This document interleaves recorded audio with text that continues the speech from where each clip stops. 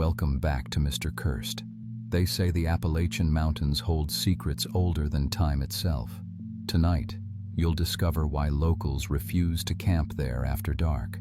I've collected 6 true stories from people who ignored the warnings. What they found in those woods wasn't just scary, it was impossible. Things that shouldn't exist. Things that watched them. Things that followed them home. Quick, hit that subscribe button before we go deeper. Smash the like and tell me where you're from in the comments. One last thing, if you hear your name being called while watching this, don't answer. Ready? The forest is waiting.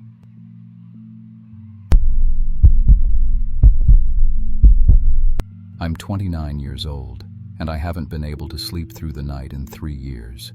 My hands still shake when I hear certain sounds, branches breaking, footsteps in gravel, anything that sounds like breathing that isn't coming from a person. I used to be Dr. Sarah Chen, Research Coordinator for the National Park Service's Remote Ecosystem Monitoring Program. Now I stock shelves at a grocery store in Asheville, and I check the locks on my apartment door 6 times before bed. This happened during what was supposed to be a 6-week camping expedition in the most isolated section of the Pisgah National Forest, about 40 miles from the nearest paved road. Our team was tasked with setting up a research station to monitor wildlife patterns and document ecosystem changes in an area that hadn't been properly studied since the 1960s. It was me, Dr. James Morrison from the University of Tennessee, Jamie to everyone, who'd been my research partner for 4 years, and if I'm being honest, the man I was probably going to marry when we got back to civilization. Lisa Rodriguez, our graduate research assistant, was 24 and brilliant with data collection. Mike Patterson was our wilderness survival expert, a former park ranger who knew these mountains better than anyone. We hiked in with enough supplies for 6 weeks, scientific equipment, camping gear, solar panels to power our monitoring devices, and enough freeze-dried food to keep us fed. The plan was simple. Set up a base camp near a creek, establish monitoring stations throughout a 50-square-mile area, and document everything we found. Standard ecological research, the kind of work I'd been doing for 7 years without any problems. The first 2 weeks were perfect. The weather held, our equipment worked flawlessly, and we were collecting incredible data on black bear migration patterns and old-growth forest recovery. Jamie and I shared a tent, Lisa had her own, and Mike preferred sleeping under a tarp unless it was raining. We'd established a routine. Sunrise meant checking the overnight data. Days were spent hiking to monitoring stations and collecting samples. Evenings were for data processing and equipment maintenance. We had satellite communication for weekly check-ins with our supervisors, GPS units that worked perfectly, and detailed topographical maps of the entire area. Lisa was the first one to notice that something was wrong. She'd been organizing the data from our trail cameras. We'd set up dozens throughout the forest to monitor animal movement patterns. On our 15th day, she came back from downloading the camera data looking confused. "Sarah, can you look at something?" she asked, spreading printouts across our camp table. "I'm getting some weird results from the cameras." The photos showed normal forest scenes during the day. Deer, raccoons, the occasional black bear. But the nighttime photos were strange. In several shots, there were what looked like human figures standing perfectly still between trees, always at the very edge of the camera's range. The figures were tall, thin, and seemed to be watching our camp from a distance of maybe 200 yards. "Probably just hikers," Jamie said when we showed him. "People do illegal camping in wilderness areas all the time." But Mike shook his head. "Wrong. We're 40 miles from the nearest trail. Nobody hikes in here without serious equipment and navigation skills. And look at this." He pointed to one of the photos. Same figure, same exact position, but these shots are 3 days apart. The figure in the photos was unnaturally still, arms hanging straight down, head tilted at an angle that made me uncomfortable to look at. In every shot, it was facing directly toward our camp, even though our trail cameras were motion-activated and positioned in different directions. Could be a hunting stand, Lisa suggested. Maybe someone built a deer blind. Mike pulled out his binoculars and spent 20 minutes scanning the tree line where the photos had been taken. Nothing there, no structure, no signs of human activity. And I've been hunting these mountains for 15 years. That's not how people stand when they're hunting. That night, I woke up to the sound of our camp perimeter alarm going off. Mike had set up motion sensors around our tents as a precaution against curious bears. The alarm was a soft beeping that was supposed to wake us without scaring off wildlife we might want to observe. I checked my watch. 3:47 a.m. I unzipped my tent quietly and looked around the camp. Our fire had died down to coals, and everything looked normal in the red glow. Jamie was still sleeping next to me. Lisa's tent was zipped shut. Mike was already up, sitting by the fire with his rifle across his lap, scanning the darkness with a handheld spotlight. "You see anything?" I whispered. "Something tripped the north sensor," he replied softly. "But the beam only goes off when something crosses it, and there's nothing out there now." We sat in silence for maybe 10 minutes, listening to the normal night sounds of the forest. Then Mike's spotlight caught something that made my blood freeze. At the edge of the light's range, maybe 50 yards away, a tall figure was standing motionless between 2 pine trees. It was perfectly still, arms at its sides, head tilted too far to the right. "Hey," Mike called out, his voice echoing through the forest. "This is a research site. You need to identify yourself."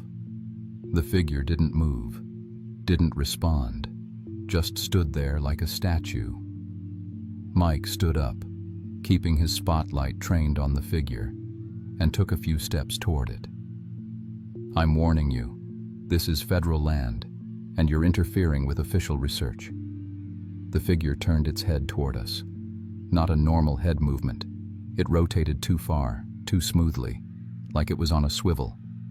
Even from 50 yards away, I could see that its face was wrong. The proportions weren't human. Mike raised his rifle. "That's far enough. I'm calling the authorities." The thing, because I knew it wasn't a person, tilted its head the other way, studying us. Then it took a step backward and simply melted into the darkness, not like it walked away or hid behind a tree. It just disappeared. "What the hell was that?" Lisa's voice came from behind me. She'd gotten out of her tent and was standing in the camp holding a flashlight with shaking hands. Mike didn't answer. He kept his spotlight moving back and forth across the tree line for another hour, but we didn't see anything else. When the sun came up, he hiked out to where the figure had been standing.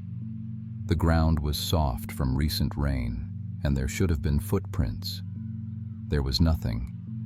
No disturbed leaves, no bent grass, no sign that anything had ever been there. Jamie wanted to pack up and leave that morning. "We got our baseline data," he said. "We can write the report from what we already have." But I talked him out of it. This was the most important research project of my career, and we were only halfway through our data collection period.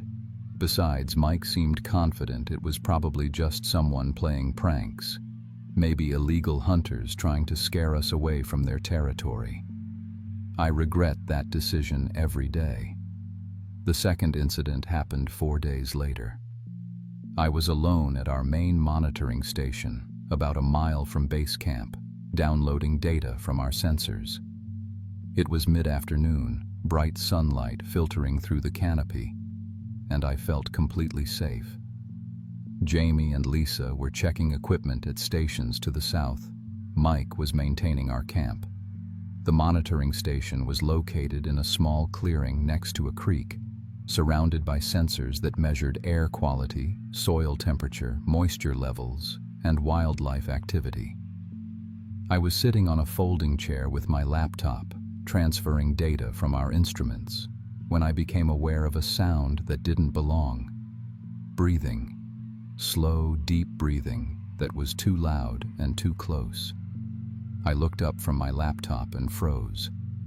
On the other side of the creek, maybe 30 feet away, something was crouched down behind a fallen tree.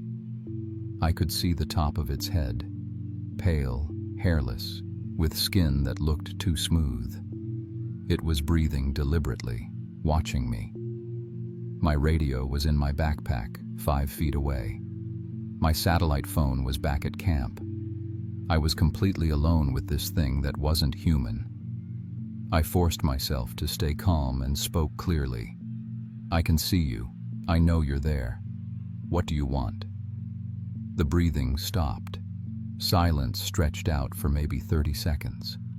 Then, slowly, the thing raised its head above the fallen tree. Its face was a mockery of human features. The right proportions but stretched wrong, like someone had tried to sculpt a person from memory and gotten the details wrong. Its eyes were too large and set too far apart. Its mouth was too wide and curved upward in what might have been intended as a smile but looked more like something had carved a grin into its face. It studied me for a long moment, tilting its head back and forth like a curious dog. Then it raised one arm and waved at me. A slow, deliberate wave, like it was copying human behavior it had observed. I grabbed my backpack and radio and ran. I ran through the forest, stumbling over roots and crashing through underbrush, keying my radio and screaming for Jamie and Mike. I ran until my lungs burned and my legs gave out, and I collapsed next to a tree, gasping for breath. Jamie's voice crackled over the radio.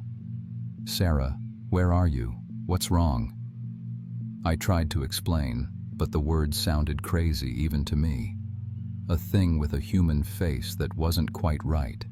Something that watched and copied and smiled wrong. When I finally made it back to camp an hour later, shaking and exhausted, I could see in their eyes that they thought I was having some kind of breakdown. Mike went back to the monitoring station with Jamie the next morning. They found my laptop and equipment exactly where I'd left them. No footprints on the other side of the creek. No disturbance in the vegetation. No sign that anything had ever been there. "Stress reaction," Jamie said gently. "You've been working too hard, not getting enough sleep.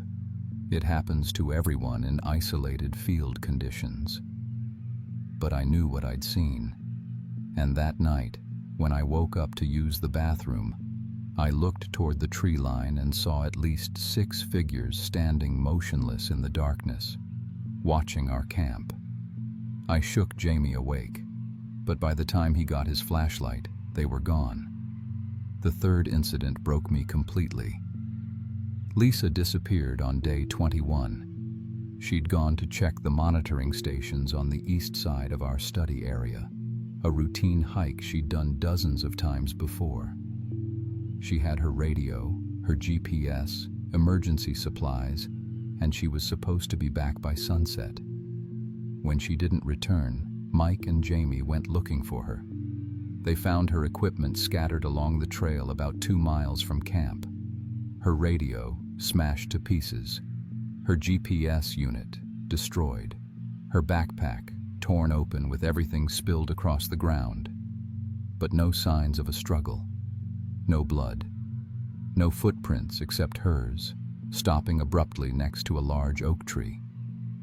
We spent the next 3 days searching. Mike was a professional tracker with military experience, and he covered every inch of forest in a 5-mile radius. Jamie and I called her name until our voices gave out. We contacted the Park Service, and they sent in a search and rescue team with dogs. Nothing. Lisa Rodriguez had simply vanished. On the fourth day after she disappeared, I was sitting alone in camp while Jamie and Mike were out with the search team, and I heard her voice calling my name from the forest. "Sarah, Sarah, I'm over here." I grabbed my radio and ran toward you. The sound, following Lisa's voice as it called my name over and over again. It was definitely her voice. I'd worked with her for 8 months. I knew how she sounded when she was scared or excited or tired. "Lisa, where are you? Keep calling. I'm coming." Her voice led me deeper into the forest, always just ahead, always just out of sight. I followed for maybe 20 minutes, crashing through underbrush, calling her name and getting responses that seemed to come from different directions. Then I stumbled into a small clearing, and Lisa was there. She was standing with her back to me, about 30 feet away, wearing the same clothes she'd been wearing when she disappeared. She looked perfectly normal, perfectly unharmed. "Lisa, thank God, are you okay? Where have you been?" She didn't turn around. She just stood there, motionless, like she was listening to something I couldn't hear. "Lisa?" She turned around slowly, and I saw her face. It wasn't Lisa. It was something wearing Lisa's appearance, like a mask that didn't fit quite right. Her features were in the wrong proportions. Eyes too far apart, mouth too wide, skin too smooth. But it was unmistakably meant to be Lisa, like something had tried to copy her from a photograph and gotten the details wrong.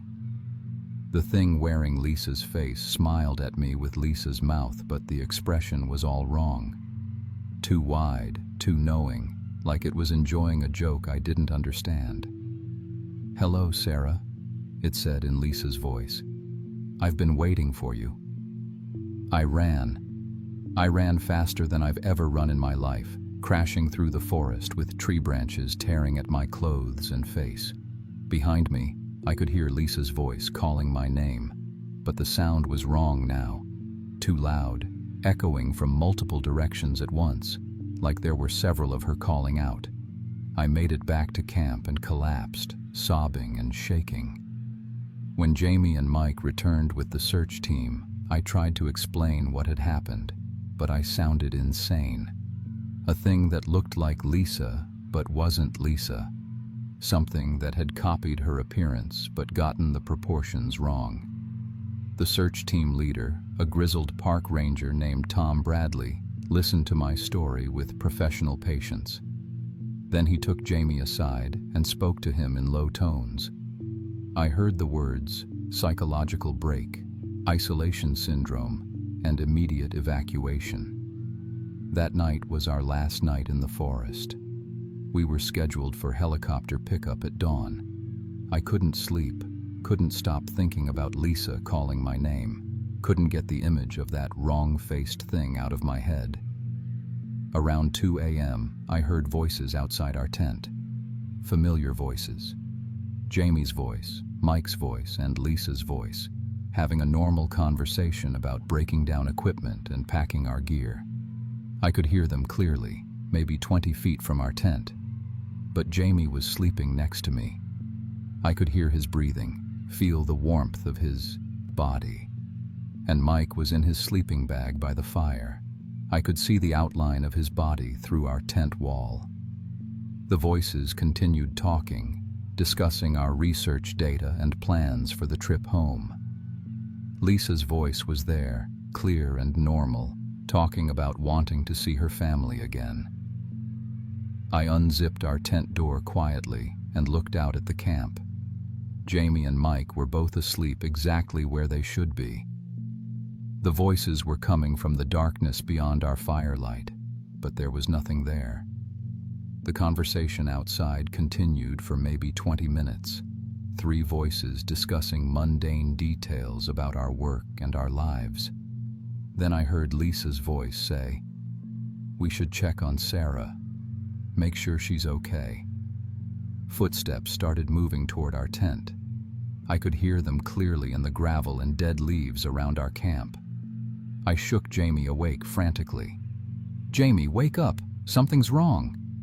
He sat up, groggy and confused. What's happening?" The voices stopped immediately. The footsteps stopped. Silence fell over the forest like a blanket. Jamie listened for a moment, then looked at me with concern. "Sarah, there's nothing there. You're having another episode." But I knew what I'd heard. Something out there was using our voices, copying our conversations, learning how to be us. The helicopter picked us up at dawn. As we lifted off, I looked down at our campsite and saw them. Figures standing at the edge of the tree line watching us leave. 3 tall, thin figures with pale faces tilted up toward the helicopter. Even from 100 feet up, I could see they were trying to wave goodbye, copying human gestures but getting them slightly wrong.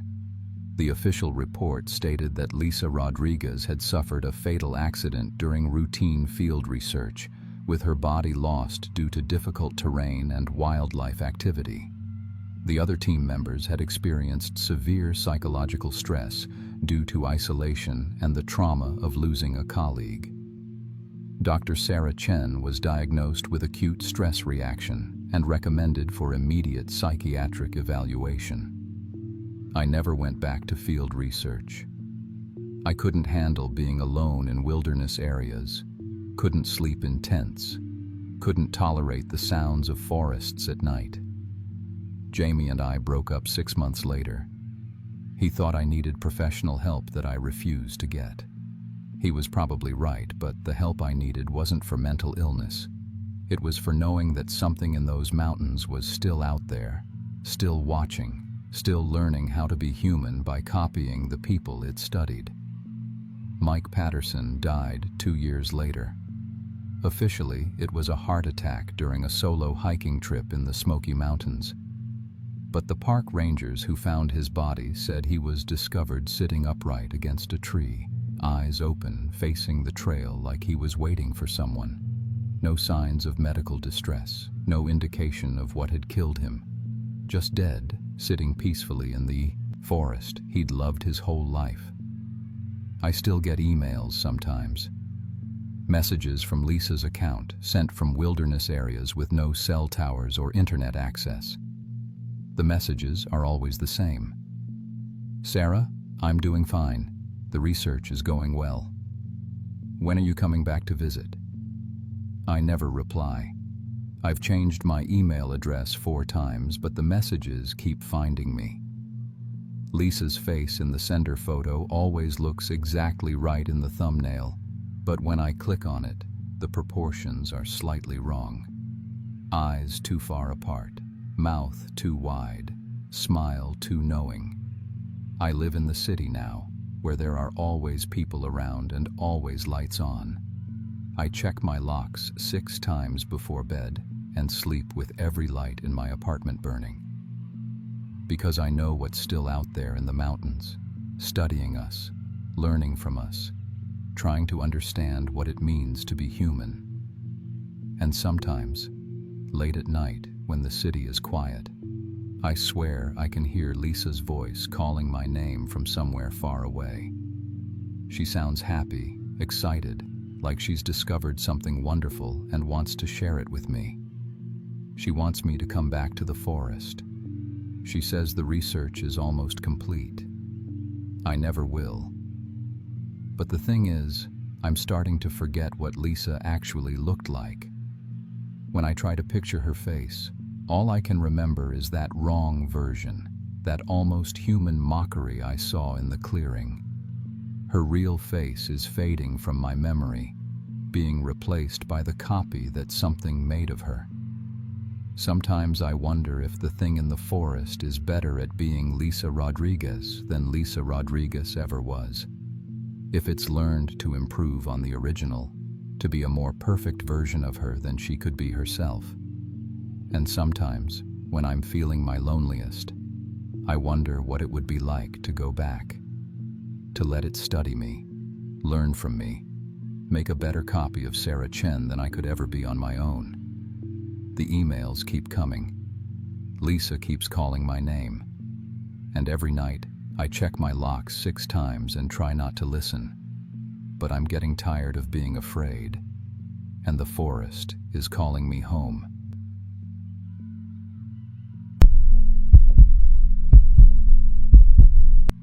I'm 34 years old, and I teach high school math in Atlanta. Last spring, I finally got the promotion I'd been working toward for 8 years. Department head with a decent pay raise that meant we could stop worrying about every grocery bill. My husband David thought we should celebrate properly for once. He's a construction foreman, practical guy who doesn't usually go for big gestures, but he surprised me with a camping trip to the Great Smoky Mountains.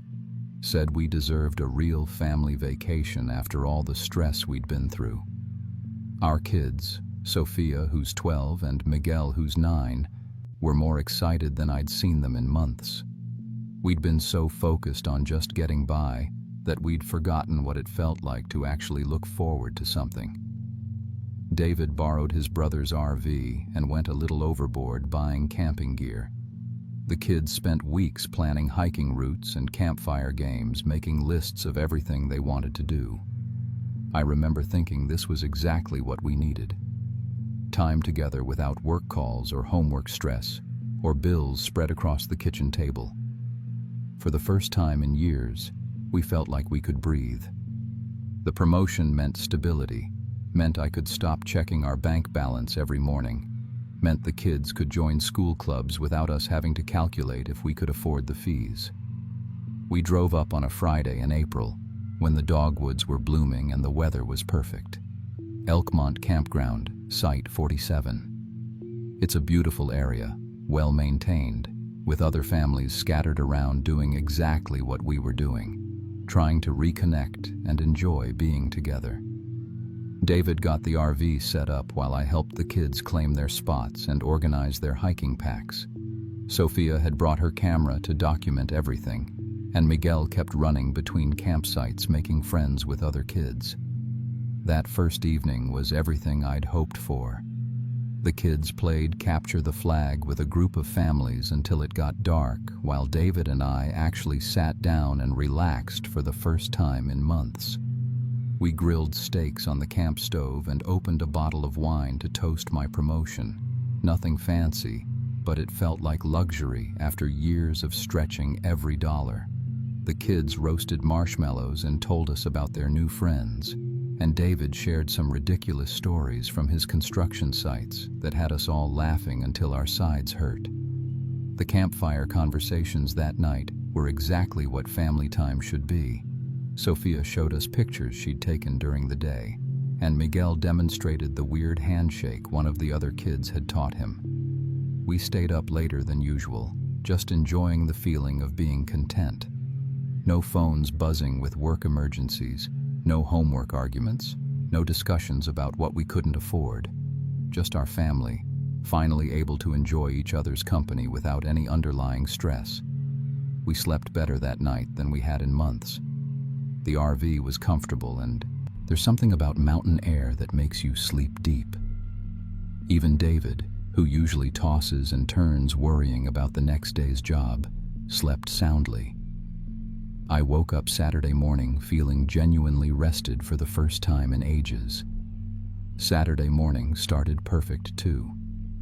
The kids were up early, excited about our planned hike to Laurel Falls, a 2.6-mile family-friendly trail that several other campers had recommended. David made his famous camp pancakes on the portable stove while I helped the kids pack snacks and water bottles. Everyone was in great spirits, looking forward to a full day of exploring together. We started the hike around 9 in the morning. The trail was well marked and popular, with other families and couples heading in both directions.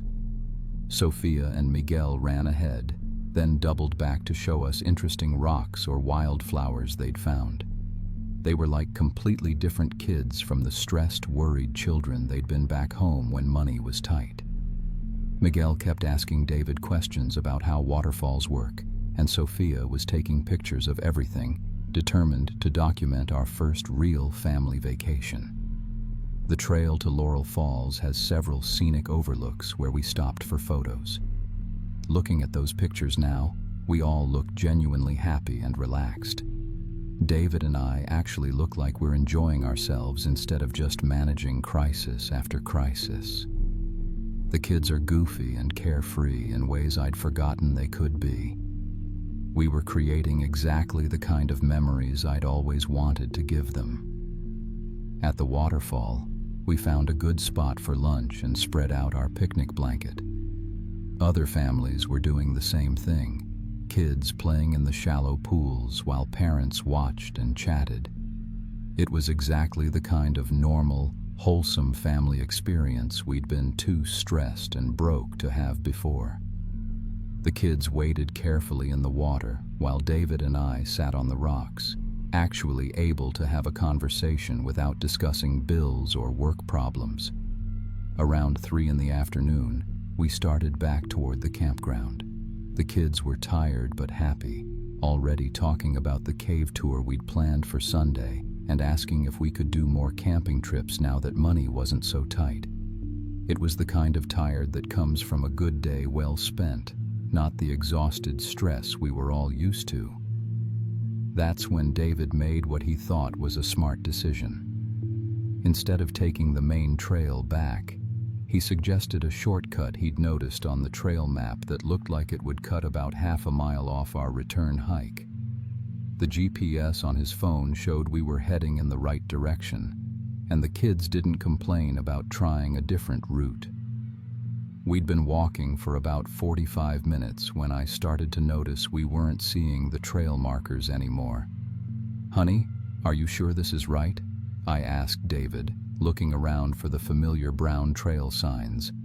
"I haven't seen a marker in a while." David checked his phone again. "GPS says we're going the right way, should connect back to the main trail in another 10 minutes or so." But 15 minutes later, we still hadn't found any official trail markers, and we weren't seeing any other hikers either.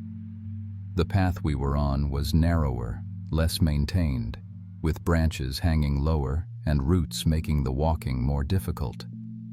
Sophia started taking fewer pictures, and Miguel moved closer to us instead of running ahead. "Dad, how much farther?" Miguel asked, and I could hear the first hint of worry in his voice. "Not much longer, buddy," David said, but I noticed he was checking his phone more frequently.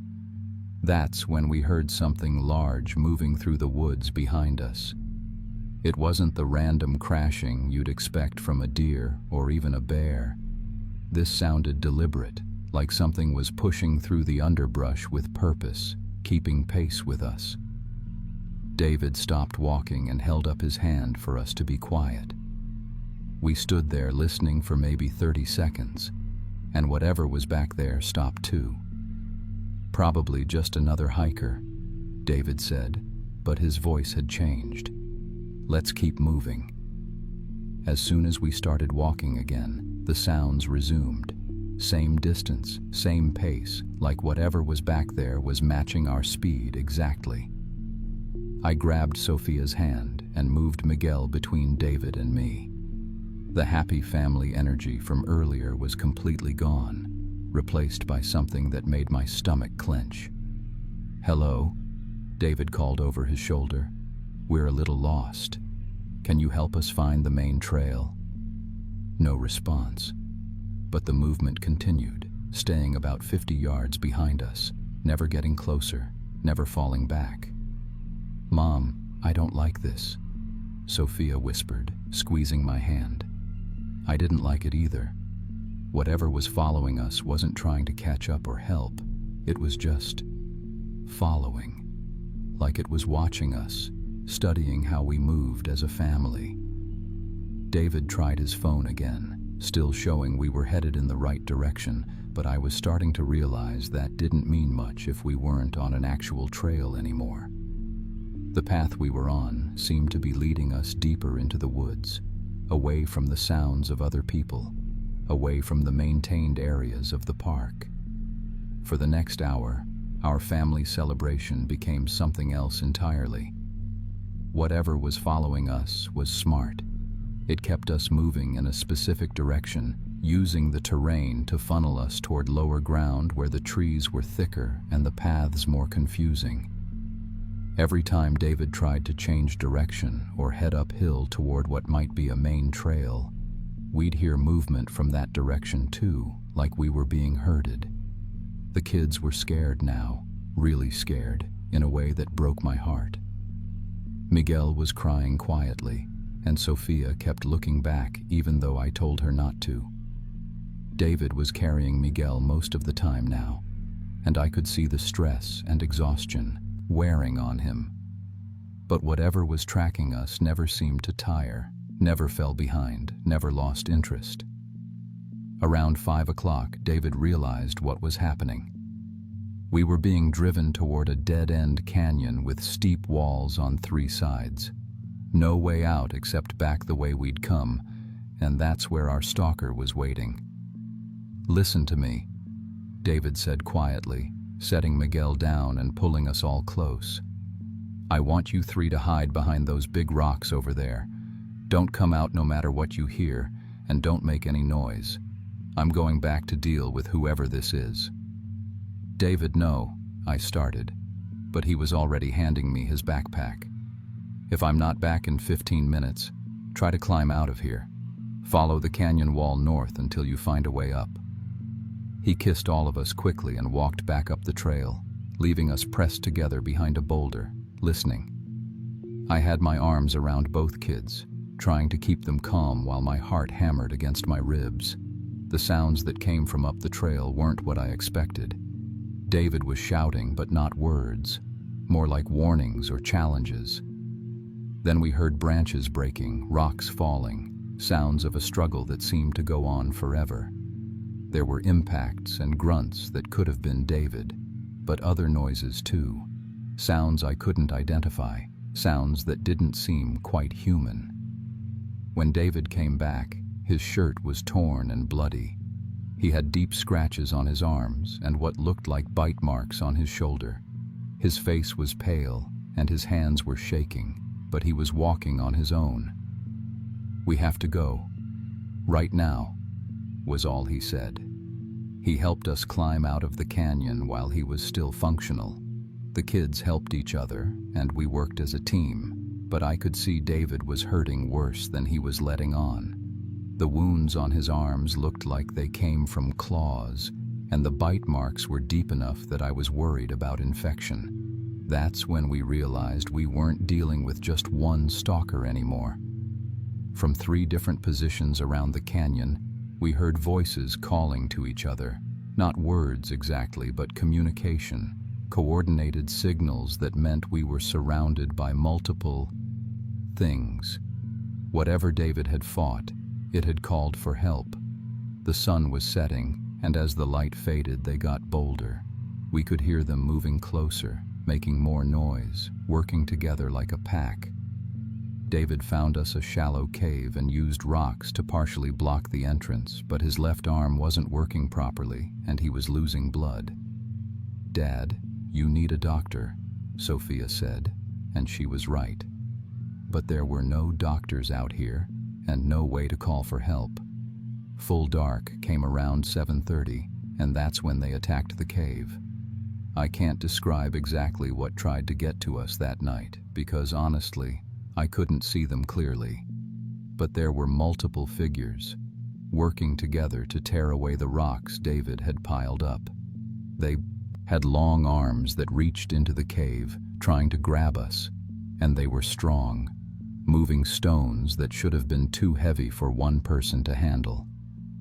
David fought them at the entrance with his camping knife and anything else he could grab, while the kids and I screamed from the back of the cave. I've never seen anyone fight like that. Not for himself, but for his family, using everything he had left to protect us. It went on for hours. They'd attack, David would drive them back, then they'd regroup and try again. I don't know how he kept it up with his injuries, but somehow he did. Sophia and Miguel stayed pressed against me at the back of the cave, and I tried to cover their ears so they wouldn't hear the worst of it.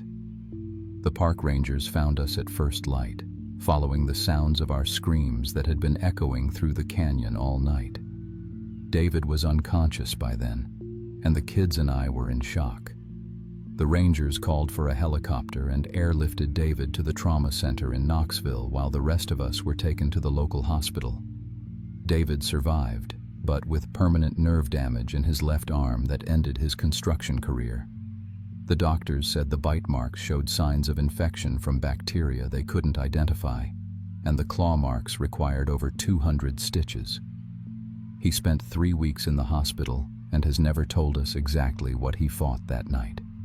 The Park Service investigation found evidence of the struggle: blood, torn clothing, disturbed ground, but no trace of who or what attacked us.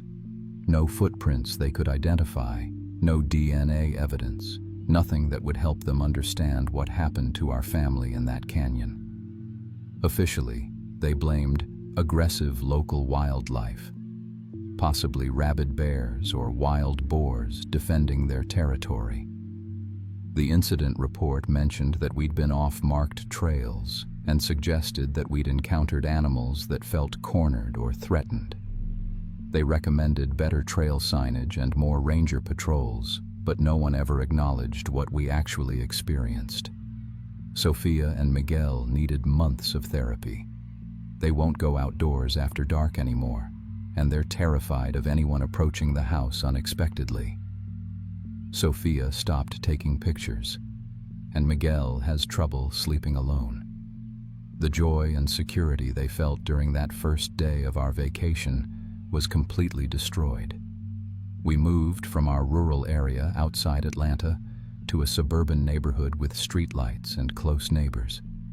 David had to find different work he could do with his injured arm, and I had to take on extra tutoring to make up for his lost income. The promotion I'd been so excited to celebrate became just another source of stress as our medical bills piled up. We can't enjoy camping, hiking, or any outdoor activities anymore.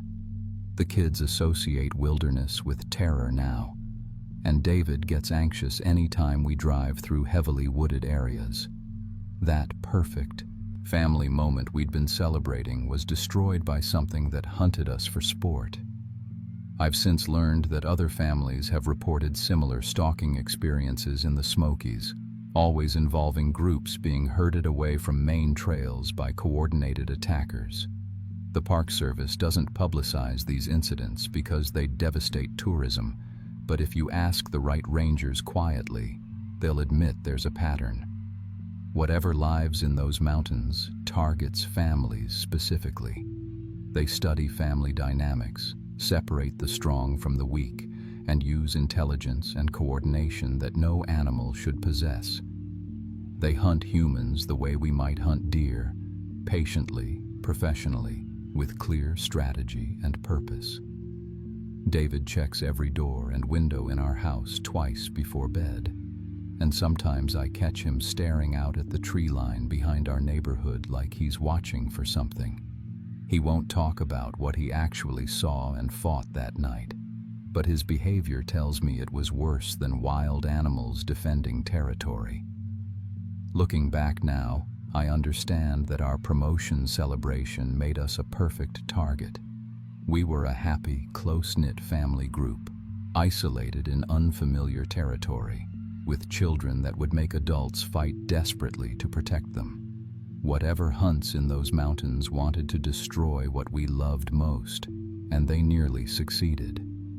We survived physically, but we lost the joy and security that made us want to celebrate in the first place. David's career, the kids' sense of safety, our ability to enjoy simple family activities, all destroyed by encountering pure predators that hunt human families for sport. I still teach math, and David found work he can do with his limitations, but we're not the same family that drove excitedly to the mountains that Friday. The Appalachian wilderness taught us that happiness makes you vulnerable, that family bonds can be used against you, and that some evil doesn't want to recruit you or convert you to anything. It just wants to hunt you down and destroy everything you care about, because it can.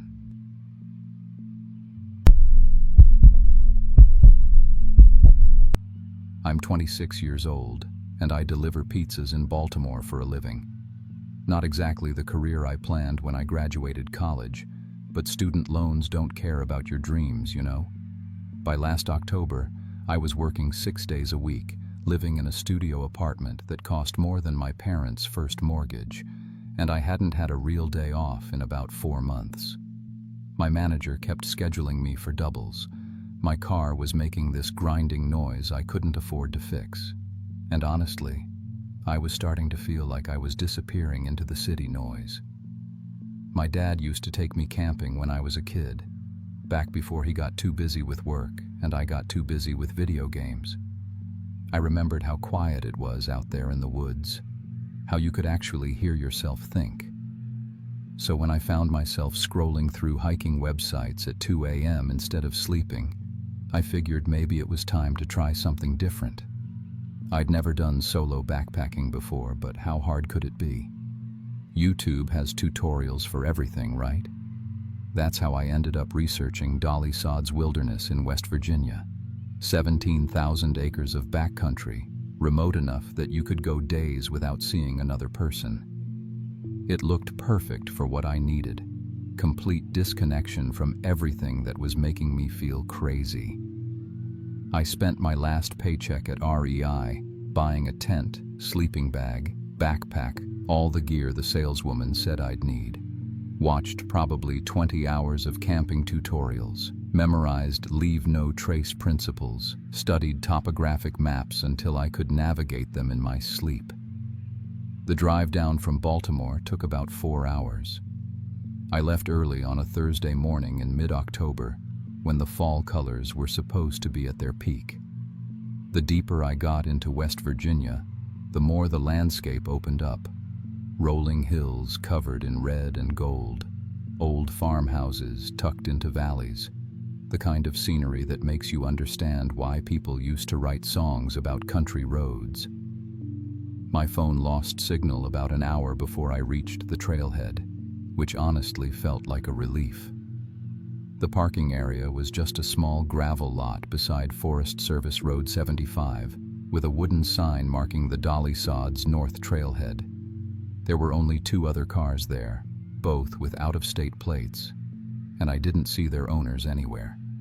I loaded up my pack, checked my map one more time, and started hiking around 2 p.m. The trail was well marked with blue blazes, winding through dense forest that smelled like damp leaves and wood smoke from someone's distant campfire. It felt good to be carrying everything I needed on my back. For the first time in months, I wasn't worried about traffic or delivery times or whether my manager was going to call me in on my day off. Just one foot in front of the other, breathing air that actually felt clean in my lungs. The trail was moderate difficulty, mostly gradual climbs with occasional steep sections that got my heart pumping. I passed a few day hikers heading back to their cars, everyone friendly and offering trail conditions updates. I reached my planned campsite around 6 p.m., just as the sun was starting to sink behind the ridgeline. It was a designated spot marked on my map, a small clearing maybe 50 yards off the main trail, with level ground and a stream running nearby. Perfect for a first solo camping experience. I pitched my tent following the YouTube instructions, set up my camp stove on a flat rock, filtered water from the stream using my new purification system. Everything was working exactly like it was supposed to. Made myself a dinner of dehydrated beef stroganoff, which actually tasted pretty good when you're hungry from hiking all day, and built a small campfire with fallen branches. Sat there watching the flames dance while the forest settled into its evening routine. Owls calling back and forth across the valley, small animals rustling through the underbrush, wind moving through the trees with that sound like distant conversation. I felt more relaxed than I had in years. My phone was completely dead for signal, but the GPS still worked sporadically when I held it up toward the sky. I'd downloaded offline maps before leaving Baltimore, so I wasn't worried about getting lost. It was actually nice being unreachable for once. No texts from work, no social media notifications, no news alerts telling me about things I couldn't control anyway. Just me and the wilderness, exactly like I'd imagined. I fell asleep easily that first night, listening to the stream and the normal sounds of a healthy forest. Slept better than I had in months, woke up naturally around 7 a.m. feeling more rested than I could remember. Made camp coffee on my little stove, ate granola bars and dried fruit for breakfast. Planned out a day hike to a scenic overlook I'd marked on my map. Everything was going perfectly. Left my base camp around 9 a.m. with just a day pack. Water, snacks, first aid kit, map and compass. The trail to the overlook was about 4 miles round trip, winding through some beautiful terrain. Mixed hardwood forest giving way to open meadows, rocky outcroppings with views across the valley, patches of mountain laurel still holding on to their late-season blooms. Took my time, stopped to take pictures, ate lunch sitting on a boulder overlooking miles of unbroken wilderness. I felt like a real outdoorsman up there, like I'd figured something out that most people never bother to learn. This was what I'd been missing, stuck in the city delivering pizzas to people too busy to cook for themselves. Out here, everything made sense. Simple problems with simple solutions. Get tired, rest. Get hungry, eat. Get cold, build a fire. No customer complaints, no traffic jams, no rent payments. Started back toward camp around 3 p.m., plenty of daylight left. The trail was clear and well marked, impossible to get lost. I was already planning my next backpacking trip, maybe somewhere in Virginia or Tennessee. This solo camping thing was definitely going to become a regular part of my life. But when I got back to my campsite, something was wrong. My tent had been moved. Not damaged, not torn, or anything like that. All the zippers were still closed. My gear was still inside. Nothing was missing. But the tent was definitely in a different spot. I'd pitched it on the north side of the clearing, about 10 feet from the stream. Now it was on the south side, maybe 15 feet from where I'd left it. I stood there staring at it for probably 5 minutes, trying to make sense of what I was seeing. The tent was set up exactly the same way. Guy lines tight, rainfly properly positioned, stakes driven in at the right angles. Someone had taken the time to move it carefully, professionally. But who? And why? I walked the perimeter of the clearing looking for signs of other campers. Didn't find any tire tracks, footprints, gear, or fire rings I hadn't made. The 2 cars at the trailhead had been day hikers, probably long gone by now, and even if someone else had hiked in, why would they move my tent without leaving a note or trying to find me? It didn't make any sense. Must have been an animal, I decided. Maybe a bear or deer had bumped into the tent while investigating the camp, somehow dragged or pushed it across the clearing. That was the only logical explanation. I moved the tent back to its original position, made sure all the stakes were driven in deep, hung my food bag higher in the tree. Problem solved. Made dinner, built another campfire, tried to enjoy the evening. But I kept feeling like someone was watching me. Every time I looked up from the fire, I expected to see another hiker standing at the edge of the clearing. The normal forest sounds seemed louder somehow, and I found myself turning my head every time a branch creaked or leaves rustled. Around midnight, I woke up to find someone had built a cairn next to my fire ring. A perfect stack of 3 flat stones, balanced carefully on top of each other, with a strip of bright red cloth tied around the top stone. It hadn't been there when I went to sleep. I was sure of that.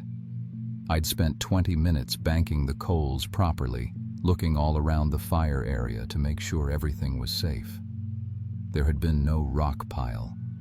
I unzipped my tent and crawled out, shining my headlamp on the cairn. The stones looked local, flat pieces of sandstone probably picked up from the stream bed. But the red cloth was strange. It was fresh, bright-colored, looked like it had been recently cut from something larger, like a flag or bandana. Who would hike into the wilderness just to mark random campsites with rock piles? Maybe it was some kind of trail marking system I didn't know about. Backcountry hikers using cairns to mark good campsites or water sources for other backpackers. The red cloth could be a signal, maybe indicating that the site was occupied, or safe, or had good water access. That made sense. I was still new to this whole wilderness culture thing, but lying in my tent for the next few hours, I couldn't shake the feeling that someone had been standing right outside while I slept, had walked right up to my campfire, spent time carefully balancing those stones, tied that cloth in place, all while I was unconscious just a few feet away. The idea made my skin crawl. I barely slept the rest of that night, jumping at every sound. When morning finally came, I was exhausted and jumpy, but the daylight made everything seem normal again. The cairn was still there, looking innocent in the sunlight. Just rocks and cloth, nothing threatening about it. After breakfast, I decided to hike out a different trail, explore another part of the wilderness area, maybe find some other campers to ask about the rock pile tradition. But when I got back to camp that evening, 3 more cairns had appeared while I was gone, all identical to the first one. 3 stones each, perfectly balanced, strips of red cloth tied to the top stones, arranged in a rough line leading from my fire ring toward the tree line on the east side of the clearing, like markers pointing into the woods. Now I was genuinely spooked. 4 rock piles don't just appear by themselves. Someone was definitely messing with me, but I couldn't figure out who or why. I hadn't seen another person since the day hikers at the trailhead 2 days ago. The wilderness was huge, thousands of acres, plenty of space for everyone to camp without bothering each other. Why was someone playing games with my campsite? That night, I barely slept at all. Every hour or so, I'd wake up and listen, trying to catch the sound of footsteps or voices. Around 2 a.m., I heard them. Slow, deliberate footsteps walking in circles around my tent. Not hurried or clumsy like an animal might sound, but measured, purposeful, like someone pacing. The steps would start at the front of my tent, move slowly around to the left side, across the back, up the right side, then back to the front. Over and over, in a perfect circle, about 10 feet out from where I was lying. I held my breath, trying to count the steps. 12 steps per circuit, always the same rhythm. Step, step, step, with about 2 seconds between each one. Whoever was out there was taking their time, being deliberate about it. After about 10 minutes, the footsteps stopped. I waited, listening to my heart pound, but didn't hear anything else. No voices, no movement, no sounds of someone leaving the area. Just the normal forest sounds, like nothing had happened. In the morning, I found the footprints, clear impressions in the soft mud near the stream, forming a perfect circle around where my tent was pitched. But they weren't right. They were human-shaped, about the size of a man's bare feet, but they only had 4 toes each. The big toe was in the right place, but the other 3 toes were too long and evenly spaced, and the heel was wrong too, too narrow, with what looked like claw marks at the back edge. I crouched down and studied them carefully, trying to make sense of what I was seeing. The prints were fresh, pressed deep into the mud, definitely made sometime during the night. But no human has feet like that, and no animal I knew of would leave prints that were so similar to human feet, but with those specific differences. I followed the circle of tracks, counting them. 48 prints total, forming a perfect ring around my campsite. Each print was identical, pressed into the mud with the same pressure, the same depth. Whatever had made them had been walking slowly, deliberately, studying my camp from every angle. The worst part was finding the handprint on the outside of my tent. It was pressed into the nylon near the foot of my sleeping bag, like something had reached down and touched the tent wall while I was sleeping inside. The print was human-like, but wrong in the same way as the footprints. 4 fingers instead of 5, the thumb too long and placed at the wrong angle. And it was greasy, leaving an oily residue that smelled like battery acid mixed with something rotten. That's when I started packing up to leave. I'd planned to stay another 2 nights, but this was getting way too weird for me. Whatever was happening here, I didn't want to stick around to see how it escalated. I broke camp quickly, stuffed everything into my pack without bothering to organize it properly.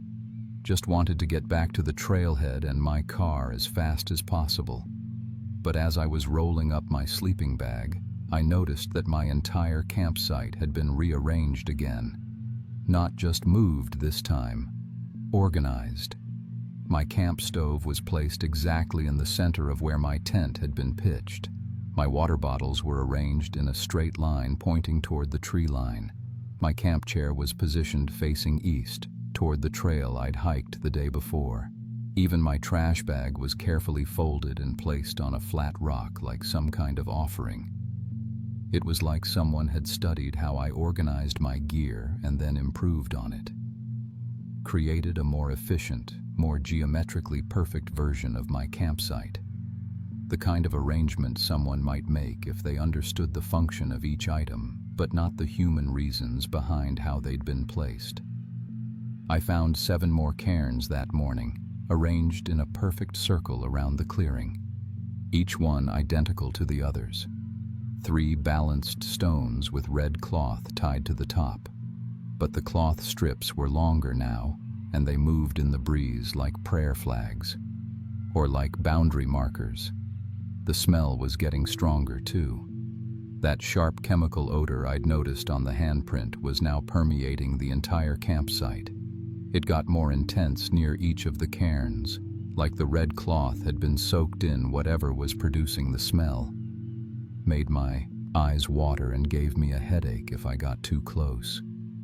I started hiking out around noon, following the blue blazes back toward the trailhead. But something was wrong with the trail. Sections that had been clear and well marked on my hike-in were now confusing, with blazes that seemed to point in different directions. I found myself turned around several times, ending up at dead ends or game trails that weren't on my map. My GPS was acting up too, showing me in locations that didn't match the topography around me. According to the device, I was sometimes half a mile from where the trail obviously was, sometimes showing me inside solid rock formations. The altitude readings kept changing, even when I was walking on level ground. By late afternoon, I was getting seriously worried. I'd been hiking for hours, but didn't feel like I was making any real progress toward the trailhead. The forest looked the same in every direction. Dense hardwoods with occasional clearings, rocky outcroppings, small streams. I couldn't find any of the landmarks I'd noted on my hike-in. That's when I heard my own voice calling from the woods. "Jake, Jake, over here." Perfect imitation of my voice coming from somewhere ahead and to the left of the trail. But I was alone. Had been alone for 3 days. There was no one else out there who even knew my name. "Jake, I found the way out." Same voice, same inflection I might use if I was excited about something. But the timing was wrong. The words echoed slightly, like someone playing a recording in an empty room. And there was no warmth in it, no personality, just the technical accuracy of the sounds my voice makes without any of the things that make it actually mine. I stood frozen on the trail, trying to decide what to do. Following voices in the wilderness is exactly the kind of mistake that gets people lost forever. But the voice sounded so much like me that for a moment I wondered if I was having some kind of breakdown, calling out to myself without realizing it. "Jake, this way." Definitely coming from off the trail now, deeper into the woods where the undergrowth was thick and there were no blazes to follow. I stayed on the marked path, but I could hear the voice moving parallel to me as I hiked, always staying just out of sight in the trees. It kept calling for about an hour, sometimes from the left side of the trail, sometimes from the right. Always my voice, always using my name, but with phrases I would never actually say. "Jake, come see this. Jake, you need to come here. Jake, I'm waiting for you." Just before sunset, I saw it. A tall, pale figure standing between two trees about 50 yards ahead of me on the trail. At first glance, it looked human, roughly the right height and proportions, standing upright like a person. But the more I stared at it, the more wrong it became. The head was tilted at an angle that would be impossible for a human neck. Not just turned to the side, but canted at maybe 45 degrees, like someone had grabbed the skull and twisted it partway around. The arms were too long, hanging down past where the knees should be, and it was perfectly still, not breathing or shifting weight or making any of the small movements that living things make. When I stopped walking, it disappeared. Not like it had moved or hidden behind a tree, but like it had never been there at all. 1 second I was looking at this figure on the trail ahead of me. The next second, I was staring at empty forest. I waited for maybe 10 minutes, watching the spot where it had been, but nothing moved. Finally worked up the courage to hike forward and check the area. No footprints, no broken branches, no sign that anything had been standing there. But the chemical smell was stronger, hanging in the air like invisible smoke. That night I didn't even try to set up camp, just kept hiking by headlamp, following the blue blazes when I could find them, bushwhacking through the forest when the trail seemed to disappear. I was beyond tired, running on adrenaline and the desperate need to get back to my car. Around midnight, I found my original campsite again. I'd been hiking away from it for hours, following what I thought was the trail back to the trailhead. But somehow I'd ended up right back where I started, standing in the clearing where I'd spent the last 3 nights. The cairns were still there, the red cloth strips moving in the breeze. My campfire ring, the flat rock where I'd set up my stove, the tree where I'd hung my food bag. But now there were improvements. Someone had diverted the stream so it flowed right past the clearing, creating a small pool that would be perfect for collecting water. The ground had been cleared and leveled, removing rocks and roots to create a more comfortable sleeping area. A natural windbreak had been built using fallen logs, positioned to block the prevailing wind from the north. And there was food waiting for me. Fresh fish cleaned and laid out on flat rocks near the stream. Wild berries arranged in neat piles on broad leaves. Edible plants that I recognized from my wilderness survival research. Roots and greens that would provide good nutrition for someone camping long-term. It was like someone had taken my basic campsite and turned it into a permanent wilderness home. Everything I'd need to live comfortably in the woods for weeks or months. Water, shelter, food, protection from the elements. A perfect outdoor living situation that would be almost impossible to leave voluntarily. That's when I realized what was happening. Something was studying me, learning my camping patterns, my preferences, my needs.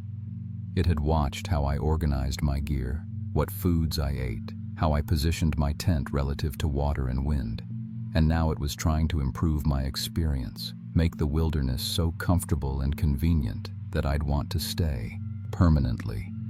The voice mimicry, the territorial marking with the cairns, the landscape modifications. It was all designed to integrate me into this place, make me part of whatever ecosystem existed here. I wasn't being hunted or threatened. I was being domesticated. I started walking again, but this time I ignored the trails completely. Bushwhacked straight through the forest in what I hoped was the general direction of the parking area. Used my compass and dead reckoning, navigating by stars when I could see them through the canopy. The thing followed me. I could hear it moving parallel to my route, staying just out of sight, but making enough noise that I'd know it was there. Sometimes it would call out in my voice, trying to get me to change direction. "Jake, the trail's over here. Jake, you're going the wrong way." But I ignored it and kept pushing through the underbrush. Around 3 a.m., I broke through the tree line into the parking area. My car was still there, covered in dew but untouched. I fumbled for my keys with shaking hands, threw my pack in the trunk, started the engine. As I was backing out of the parking space, I saw the thing standing at the edge of the forest, tall and pale in my headlights, with that unnaturally tilted head and arms that hung too long. It didn't move or try to follow me, just watched as I drove away. But even from a distance, I could tell it was disappointed, like I'd failed some kind of test or refused an invitation it had worked hard to prepare. The drive back to Baltimore took 6 hours instead of 4 because I had to stop twice to throw up from exhaustion and adrenaline crash. My hands were shaking so bad I could barely hold the steering wheel. Every time I closed my eyes, I saw that figure standing in my headlights, head tilted at that impossible angle. It took months to readjust to city life after that. I kept feeling like I should be outside, sleeping under stars, drinking water from streams, eating food that I'd found or caught myself. My apartment felt cramped and artificial. Delivering pizzas felt meaningless after experiencing that kind of self-sufficiency in the wilderness. Part of me wanted to go back, still does, if I'm being honest. There was something appealing about the life that thing was offering. No bills, no job stress, no traffic or noise or deadlines. Just existence in a place designed specifically for my comfort and needs. A personalized wilderness paradise with a caretaker that had studied exactly what would make me happy. But I know what the price would be. That thing doesn't want to hurt people. It wants to keep them. Make them so comfortable in its territory that leaving becomes impossible. Perfect wilderness. Hospitality that turns into permanent residence. I never went back to Dolly Sods, and I never will. But sometimes late at night when I'm stuck in traffic or dealing with difficult customers, I think about that improved campsite. The stream that had been diverted to flow past the clearing, the food that appeared every morning, the landscape modifications that made everything more convenient and beautiful. I think about what my life would be like now if I'd accepted that invitation, if I'd let whatever was out there finish the process of integrating me into its domain. And honestly, there are days when I'm not sure I made the right choice, but I know that thing is still out there, maintaining that perfect campsite, waiting for the next solo hiker to claim. And whoever finds that place next might not be strong enough to leave.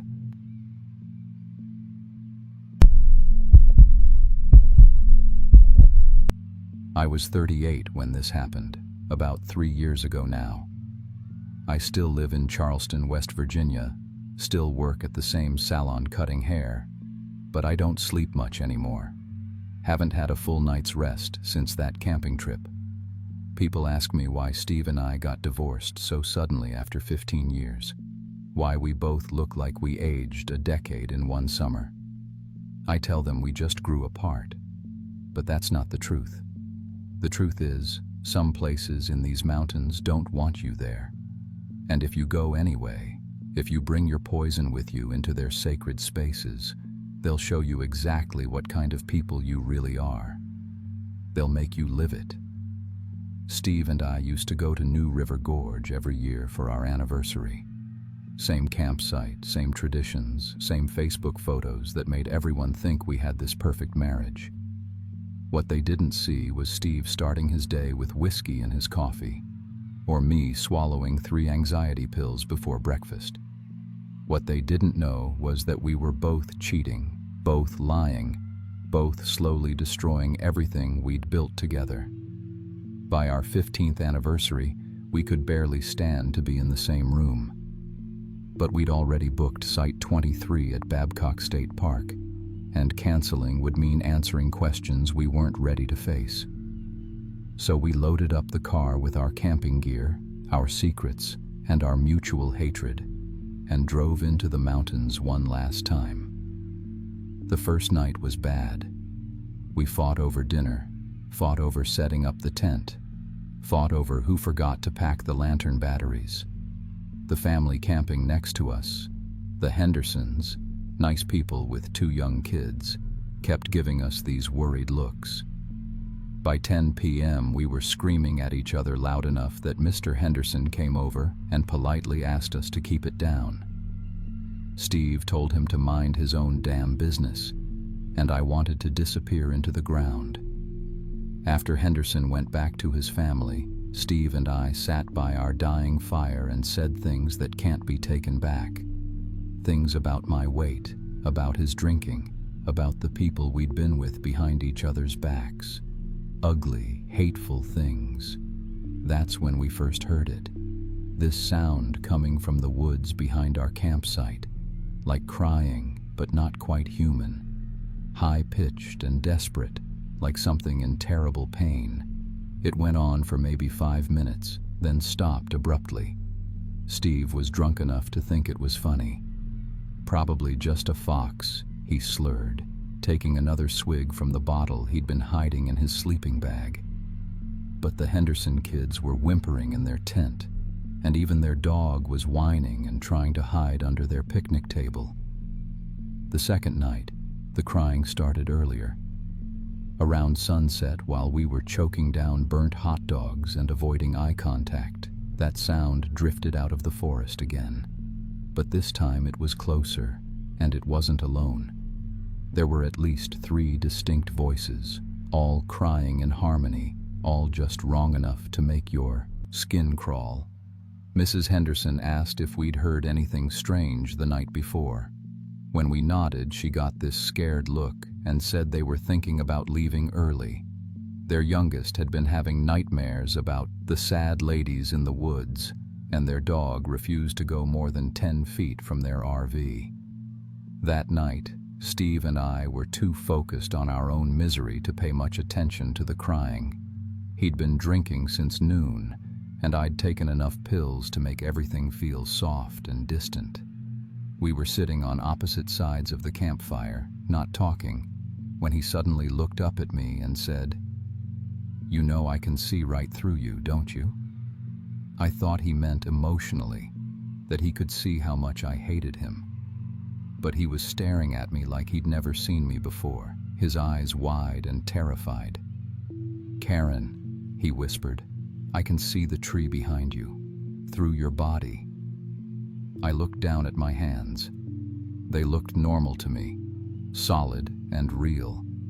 But Steve was backing away from the fire, stumbling toward the tent. "What did you do to yourself?" he kept saying. "What did you take? You're disappearing." I told him he was drunk, that he was seeing things.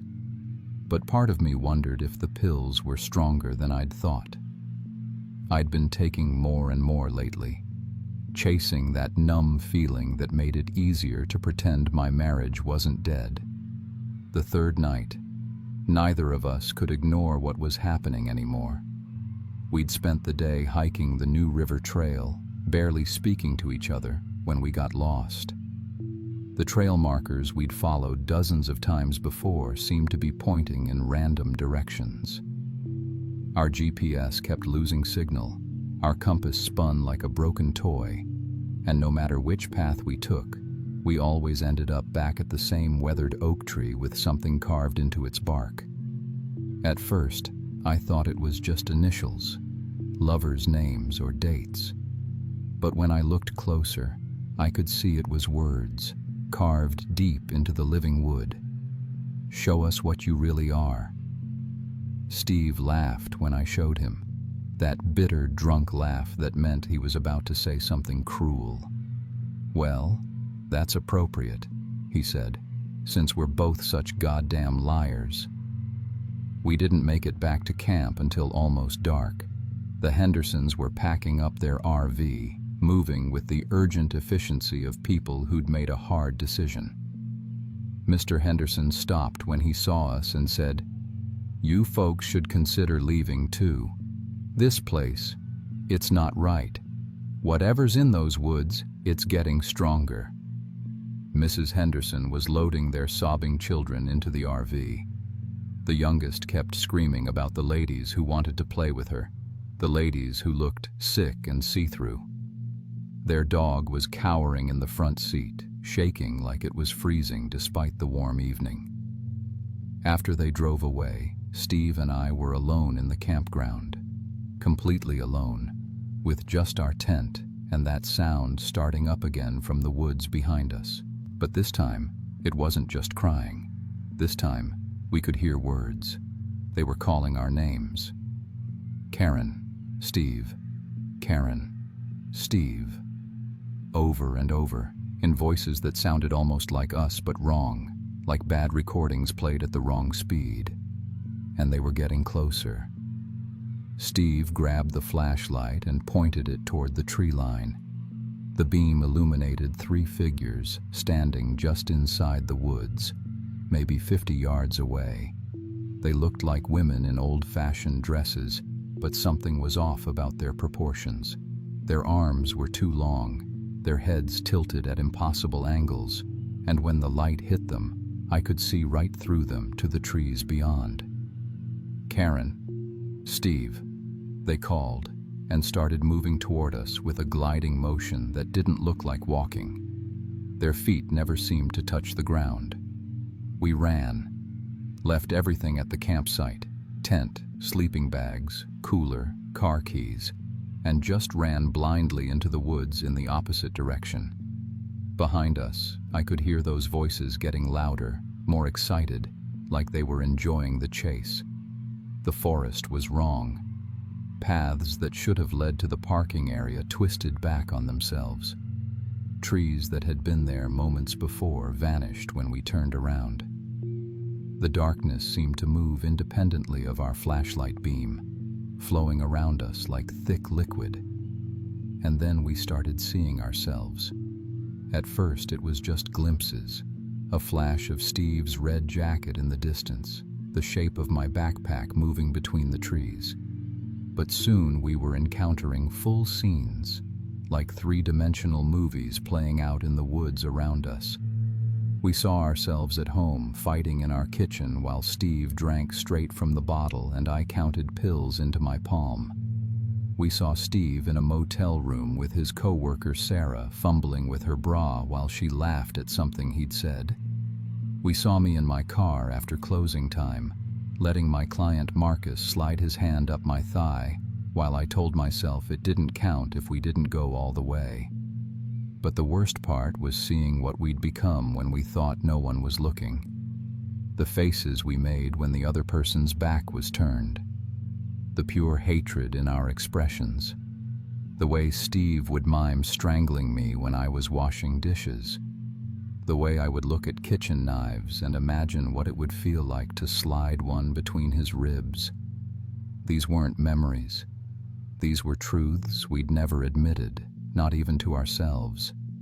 And somehow, this place was forcing us to witness them, to see ourselves as we really were.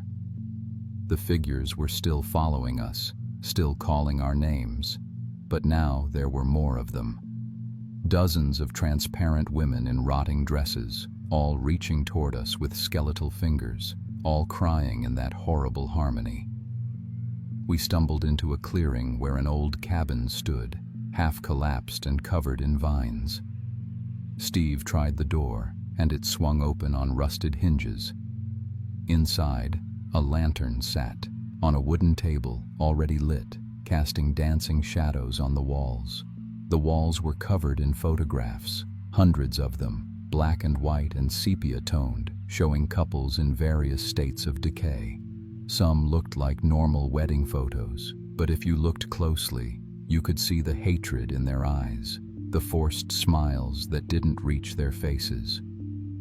Others showed the same couples years later, drunk, violent, cheating, destroying each other piece by piece. In the corner of each photo was a date and a location. New River Gorge, 1923. New River Gorge, 1945. New River Gorge, 1967. All the way up to recent years, digital photos printed and tacked to the walls with rusty nails. And at the very center of the display was a photo of Steve and me from our first anniversary trip 15 years ago.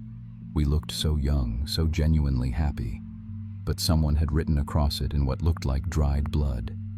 Before. Steve grabbed the lantern and smashed it against the wall.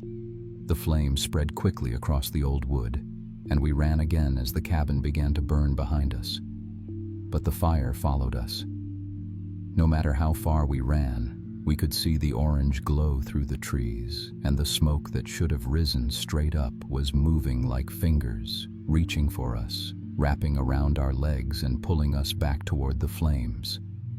The transparent women were surrounding us now, close enough that I could smell the grave dirt on their clothes and see the maggots crawling through their hair.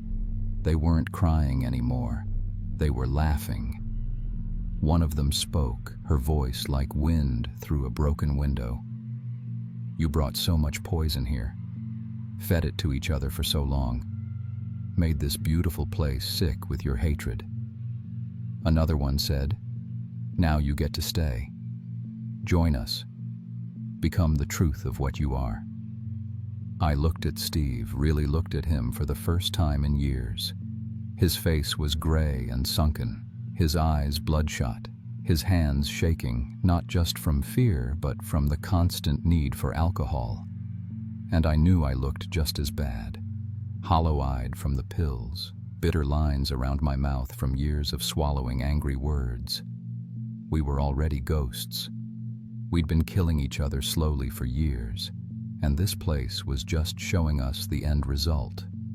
But right then, in that moment of perfect terror, I made a choice. Instead of running from Steve, instead of blaming him for everything that had gone wrong, I reached for his hand. His skin felt real, solid, warm, human. "I'm sorry," I whispered, and for the first time in years I meant it. The burning stopped. The laughter stopped. The ghostly women froze in place like broken dolls. Steve squeezed my hand and said, "I'm sorry too." The forest around us shuddered, like reality was trying to reset itself. The path home appeared at our feet, clearly marked and well lit by normal moonlight. We walked back to our campsite in silence, still holding hands. Our tent was exactly where we'd left it, as if we'd never run at all. But the photos were gone from the burning cabin. We could see its remains smoldering in the distance, though it hadn't been visible from our campsite before. We packed up in the dark and drove straight home without speaking. But it wasn't the angry silence we'd lived with for years. It was the quiet of two people who'd seen something terrible and somehow survived it together. We got divorced 3 months later, but not out of hatred. We realized that some kinds of damage can't be fixed, that some poisons run too deep to ever be fully cleansed.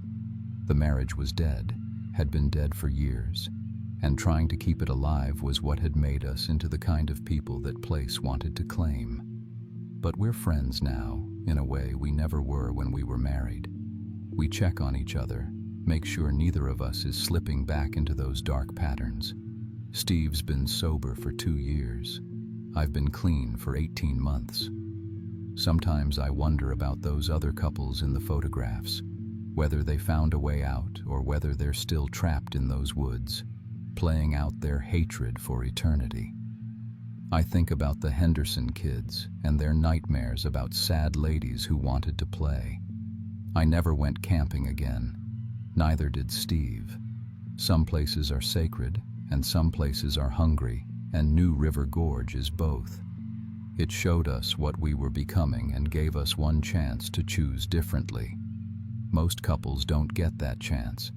Most couples feed their poison to each other until there's nothing left but ghosts wearing human faces. We were lucky. We saw the truth in time. The women in the woods are still there, still crying, still calling for couples who bring their hatred into sacred spaces, still adding new photographs to the walls of cabins that burn but never quite burn down. If you're planning an anniversary trip to celebrate a love that's already dead, maybe choose somewhere else. Somewhere that won't notice if you're just going through the motions. Somewhere that won't show you what you really are. Because once you've seen it, once you know what you're becoming, you can never pretend again. And that's a mercy most people aren't strong enough to handle.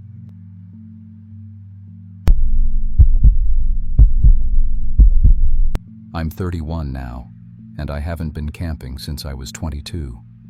9 years feels like a lifetime, but some experiences carve themselves so deep into your bones that time doesn't heal them. It just teaches you to live around the scar tissue. My name's Tyler Brown, and back in 2016, I was a different person entirely. Fresh out of trade school, working part-time at a garage in Louisville, spending most of my free time getting into the kind of trouble that seems harmless when you're young and stupid. That summer, I got arrested for spray painting some abandoned warehouse downtown. Third strike vandalism that should have meant real jail time. But Judge Morrison was feeling generous, or maybe just tired. He gave me a choice: 30 days in county lockup, or community service doing environmental cleanup in Daniel Boone National Forest. Easy decision, right? I'd rather be outside picking up trash than sitting in a cell with guys who'd done worse than spray paint buildings. Looking back, I should have known that easy choices in life usually aren't. The community service program was run through the Kentucky Department of Parks, and they assigned me to a crew of 6 other offenders with similar charges. Kevin Miller, skinny kid my age who'd been shoplifting electronics to feed a gaming addiction. Sarah Chen, 19, caught with fake IDs after her sorority got busted. Marcus Williams, mid-30s guy on his second DUI. Lisa Rodriguez, public intoxication after a messy divorce.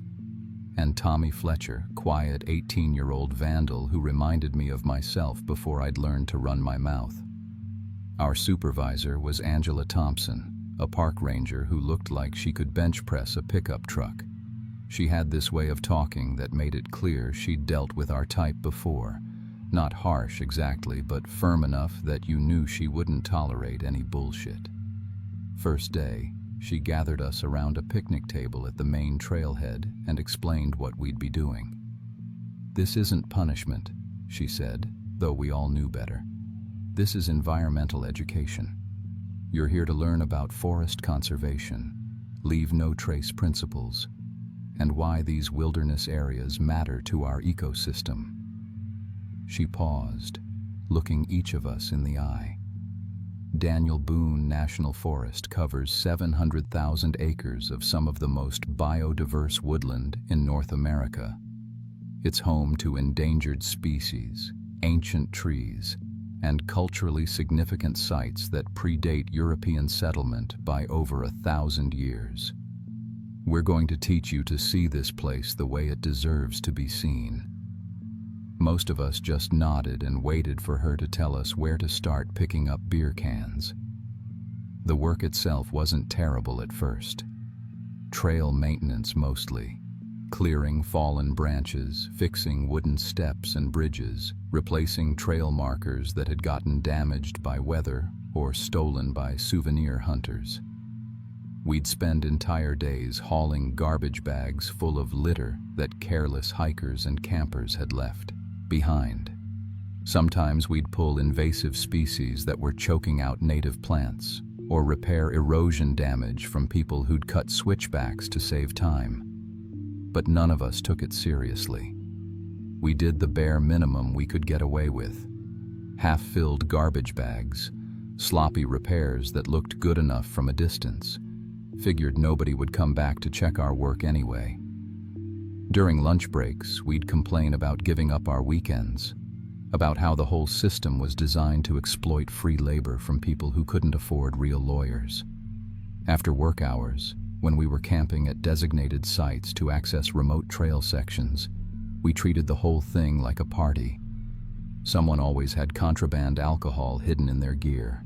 We'd stay up late playing music from phone speakers, leaving food scraps around the campsite, ignoring every leave-no-trace principle Ranger Thompson had tried to teach us.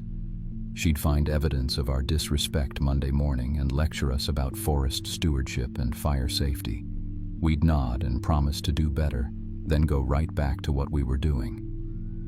3 weekends in, they assigned us to work in a section of forest I'd never heard of, a remote area called Coomer Ridge, deep enough in the hills that you couldn't get cell service, and far enough from main trails that hardly anyone ever went there. The forest felt different back there. Older, quieter, like it was holding its breath. This area contains several Native American ceremonial sites. Ranger Thompson told us that Saturday morning, standing at a trailhead that looked more like a deer path than anything humans were supposed to use. Some of these sites are over 1,200 years old. They're protected by federal law and considered sacred by Cherokee and Shawnee communities. We're here to clear access trails for tribal members and archaeological researchers, but we do not disturb the sites themselves under any circumstances. We don't touch the stone formations. We don't move artifacts. We don't take photographs for social media. These places have been sacred longer than Christianity has existed in North America. We treat them with appropriate respect. She paused, studying our faces. The Cherokee have a saying, "The land remembers everything." I suggest you keep that in mind. The ceremonial sites were unlike anything I'd ever seen. Stone circles arranged in perfect geometric patterns, some small enough to step across, others large as basketball courts. Ancient burial mounds covered in centuries of moss and wildflowers. Rock faces carved with symbols that looked like they belonged in a museum, not scattered through Kentucky wilderness. Even the most cynical part of me had to admit it was impressive. But impressive doesn't change attitude, and our attitude was still shit. Kevin immediately started taking selfies in front of the stone circles, posting them to Instagram with captions about ancient aliens and mystical energy. Sarah and Lisa walked directly through the middle of ceremonial areas, talking loudly about how spiritual everything felt while crushing delicate ground cover plants under their boots. Marcus made jokes about Indian magic and pretended to perform rituals with his work tools. Tommy seemed genuinely fascinated by the carved symbols, but in a way that made me uncomfortable, like he was studying them for reasons that had nothing to do with respect. I wasn't any better. Found myself standing on top of stone circles while Kevin took photos, arms crossed like I'd conquered something. It felt rebellious, I guess. These old rules, these ancient taboos, what did they have to do with us? Just rocks in the woods, right? That attitude lasted exactly 1 week. The graffiti appeared on a Monday morning when we returned for our second weekend at Coomer Ridge. Someone, and I knew it was Kevin, though he never admitted it, had spray-painted Crew 2016 across the main ceremonial circle in bright orange letters, the same kind of tagging that had gotten me arrested in the first place. When Ranger Thompson found it, I thought she was going to radio for backup and have us all arrested on federal charges.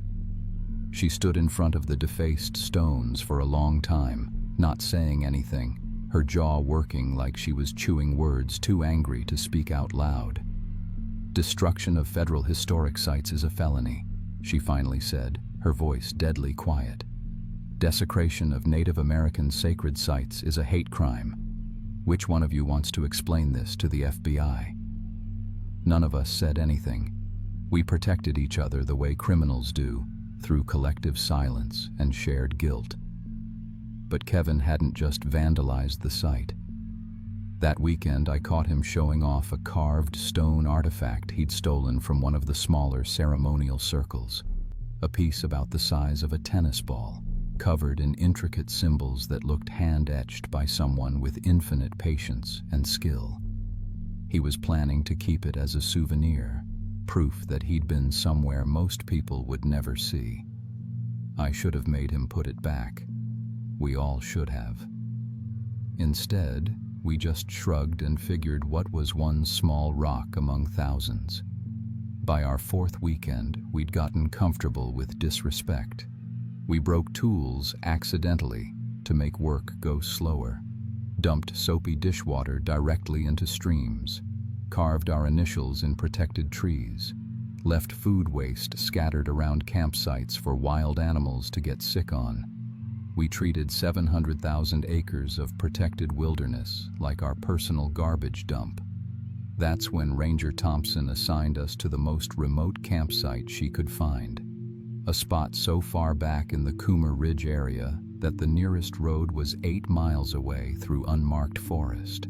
No cell service, no other campers, no way to call for help if something went wrong. "Last weekend," she told us Friday afternoon, "you finish this project, your community service is done. Try not to burn the forest down."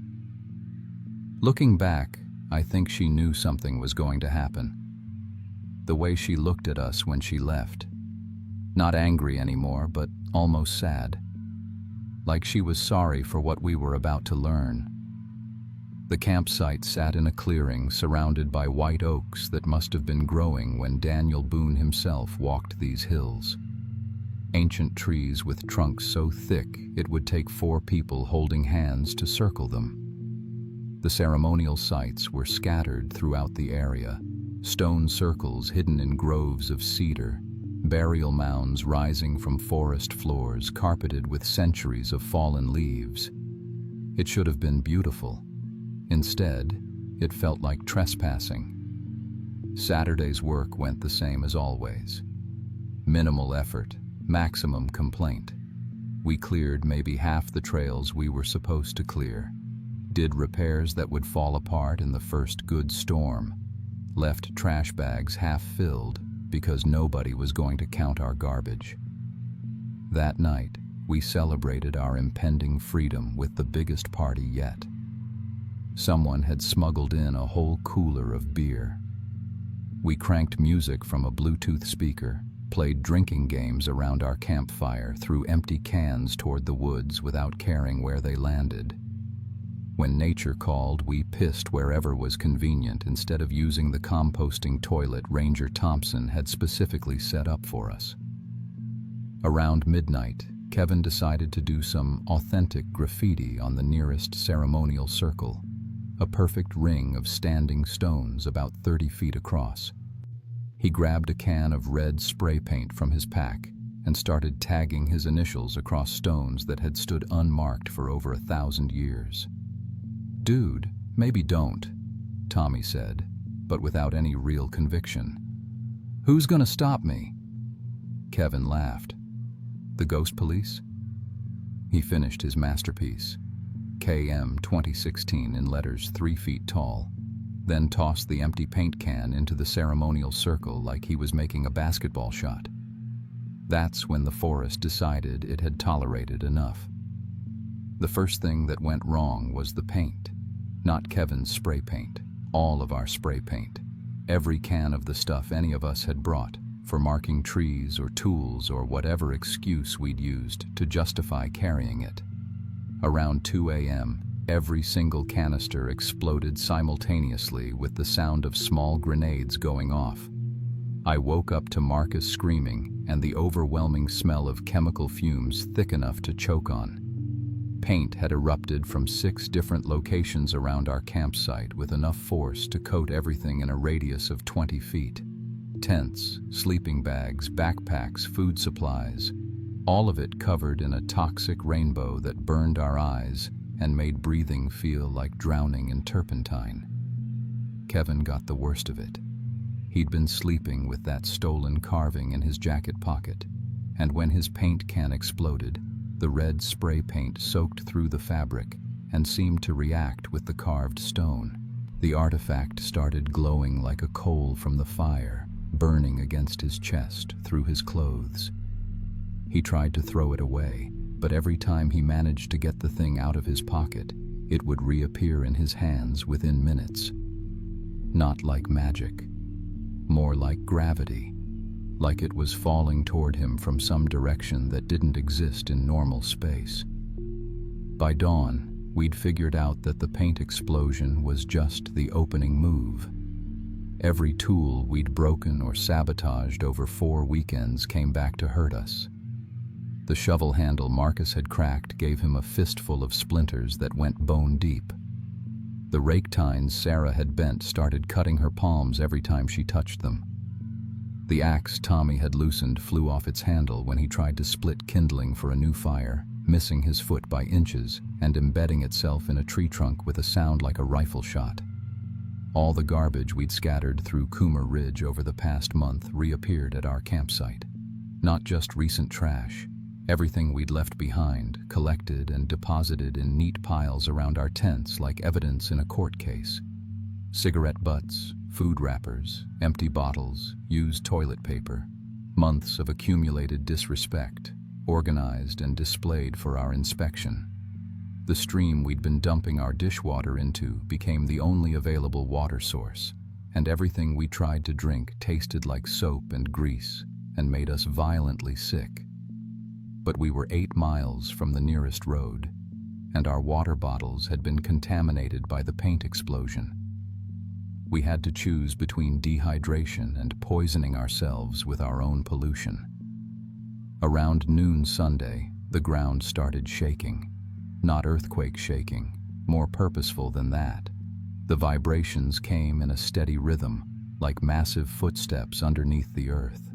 They were centered on the ceremonial circle Kevin had vandalized, spreading outward in waves that made our teeth ache and our inner ears feel like we were spinning. Our camping gear started falling apart in ways that defied explanation. Tent stakes pulled themselves out of the ground. Sleeping bags developed tears that spread like living things. Camp chairs collapsed under people who'd been sitting in them all weekend. Fire logs rolled away from our fire pit and scattered themselves through the forest. Kevin's stolen artifact kept getting hotter. The red paint on his clothes had dried into some kind of phosphorescent coating that glowed brighter as his panic increased. He'd managed to get the carving out of his pocket again, but now it was burning his hands every time he touched it, and letting go didn't help because the thing kept returning like a boomerang made of stone and heat. That's when the forest started redecorating. Our graffiti, not just Kevin's fresh vandalism, but every mark we'd made over 4 weekends of disrespect, appeared on every surface around the campsite. Trees, rocks, fallen logs, even the sides of our tents. Crew 2016 and KM and all our carved initials, repeated hundreds of times like the forest was showing us exactly how much damage we'd done. But they weren't perfect copies. Some of the letters were backwards, some were upside down, some were written in languages none of us recognized, using symbols that looked like combinations of our graffiti and the ancient carvings from the ceremonial sites. The wildlife turned hostile in ways that made no evolutionary sense. Squirrels threw acorns at us with the accuracy of trained snipers. Birds dove at our faces in coordinated attacks. Clouds of gnats and mosquitoes followed us everywhere, so thick we couldn't breathe without inhaling insects. But the animals stayed exactly at the edge of our campsite, like something was directing them to harass us without actually entering our space. Every trail out of the area became impassable. Trees that had been standing fine on Saturday were now fallen across every path. Rock slides had blocked the wider trails. Creek beds we'd crossed easily before were now torrents too deep and fast to wade through. The forest had rearranged itself overnight to keep us trapped. Our electronic devices stopped working in ways that suggested intelligence rather than random failure. Cell phones displayed GPS coordinates that put us in different states. Tommy's emergency radio picked up stations broadcasting in languages that sounded like combinations of Cherokee and something older. Digital cameras showed images of the campsite from impossible angles, like they were taking pictures from underground. Monday morning, we started seeing them, figures moving through the trees around our campsite.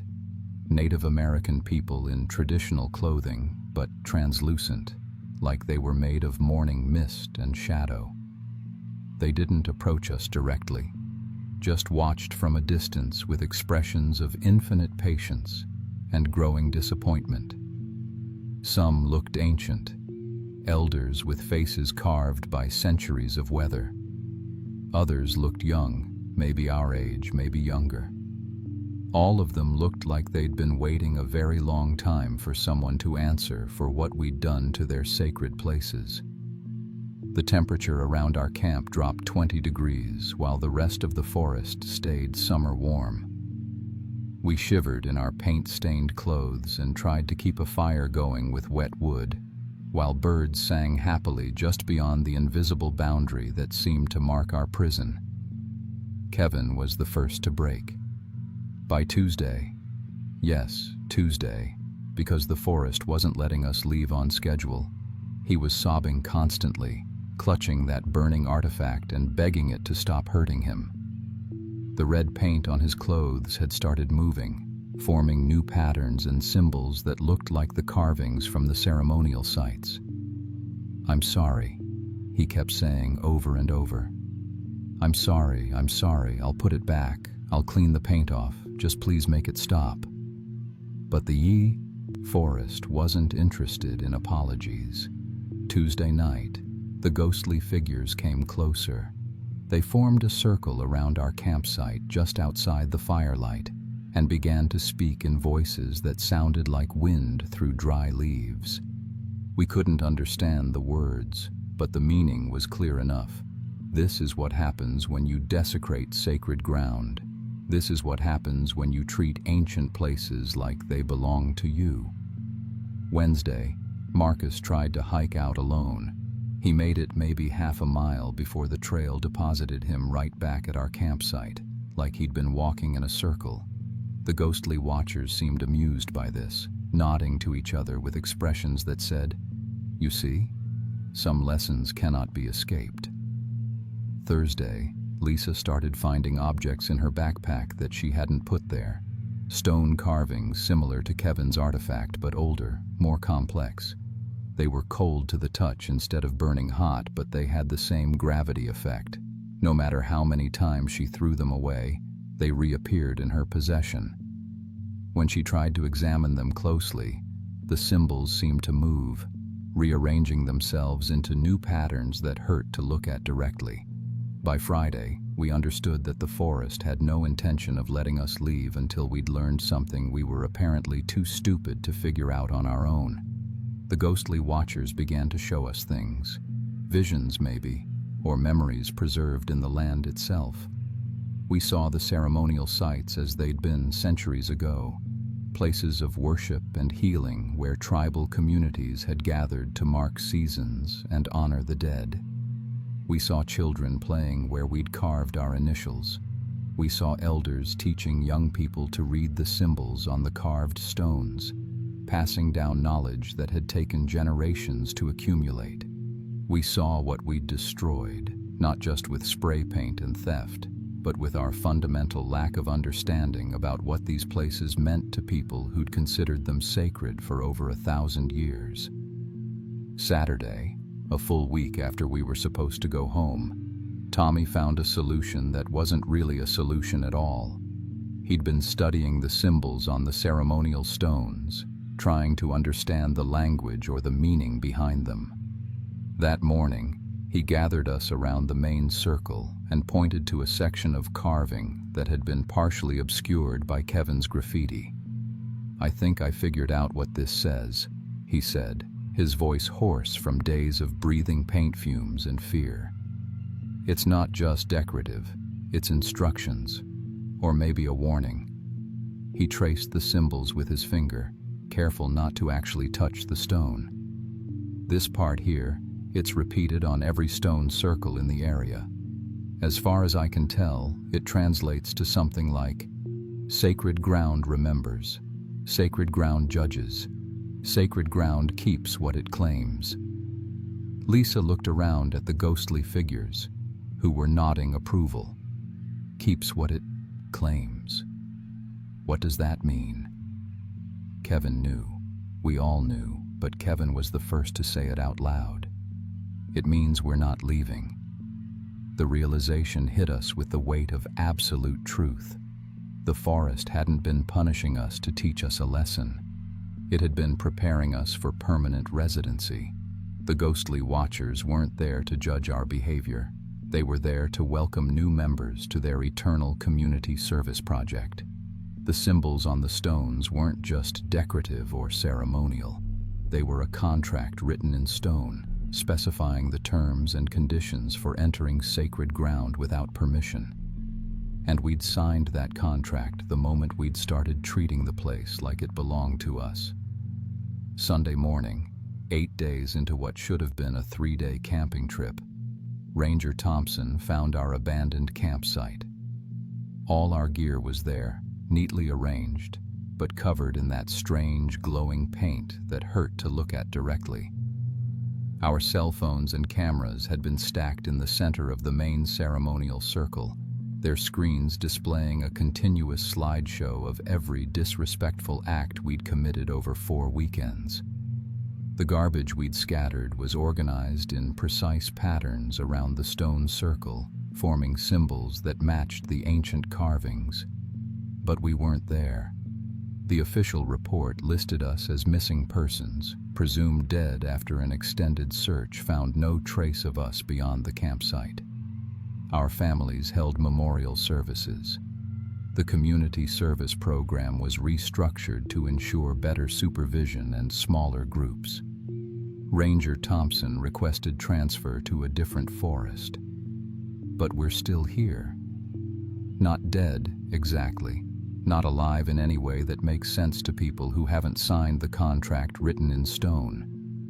We exist in the spaces between daylight and shadow, visible to visitors who treat the sacred sites with genuine respect, invisible to those who come with cameras and selfie sticks. We maintain the trails now. Real maintenance, not the half-assed job we did when we thought we were smarter than 1,000-year-old wisdom. We clear fallen branches, repair erosion damage, pick up litter left by careless hikers. We guide lost visitors back to marked paths, though they usually can't see us directly. Just glimpses of movement in peripheral vision, voices that sound like wind suggesting they turn left at the next fork. Kevin still carries that carved artifact, though it doesn't burn him anymore. It's part of him now. The way sacred objects become part of people who finally understand their significance. He's become the guardian of the stone circles, ensuring that other vandals don't make the same mistake we made. When disrespectful visitors show up with spray paint or souvenir hunting intentions, Kevin appears just long enough to convince them that leaving immediately would be in their best interest. The rest of us have our own assignments. Marcus monitors the streams, making sure nobody pollutes the water sources that feed into the broader watershed. Sarah and Lisa maintain the burial mounds, keeping them clear of invasive plants and protecting them from unauthorized archaeological disturbance. Tommy has become something like a translator, helping researchers who approach the sites with proper respect to understand the meaning behind the carved symbols. As for me, I meet new community service crews when they're assigned to work in our area. I try to teach them what Ranger Thompson tried to teach us, that some places demand you earn the right to be there, that sacred ground remembers everything, that the forest has been keeping score for a lot longer than any of us have been alive. Most of them listen better than we did. Word has gotten around about the crew that disappeared in 2016, and most offenders approach the work with a level of respect that would have saved us if we'd been smart enough to show it. But every few years, there's a group like ours. Young, angry, convinced that the world owes them something. They carve initials in protected trees, leave garbage in sacred spaces, treat thousand-year-old ceremonial sites like their personal playground. When that happens, the forest starts keeping score again. The ground remembers everything. The stones have infinite patience, and sacred places protect themselves by ensuring that those who desecrate them understand, eventually and permanently, the true meaning of the word service. I'm telling you this story as a warning, not because I expect you to believe it. If you're planning to visit Daniel Boone National Forest or any other place where people have marked the land as sacred, remember that respect isn't just polite behavior. It's a survival skill. The wilderness doesn't care about your community service assignment or your probation requirements or your opinion about ancient cultures you don't understand. It only cares whether you've learned to see sacred ground for what it really is, a contract written in stone specifying the terms and conditions for temporary residence. Break that contract, and you might find yourself signing up for a much longer commitment than you planned. The forest is always hiring. The benefits package is terrible, but the job security is absolute. And we're always here to help new employees understand their responsibilities.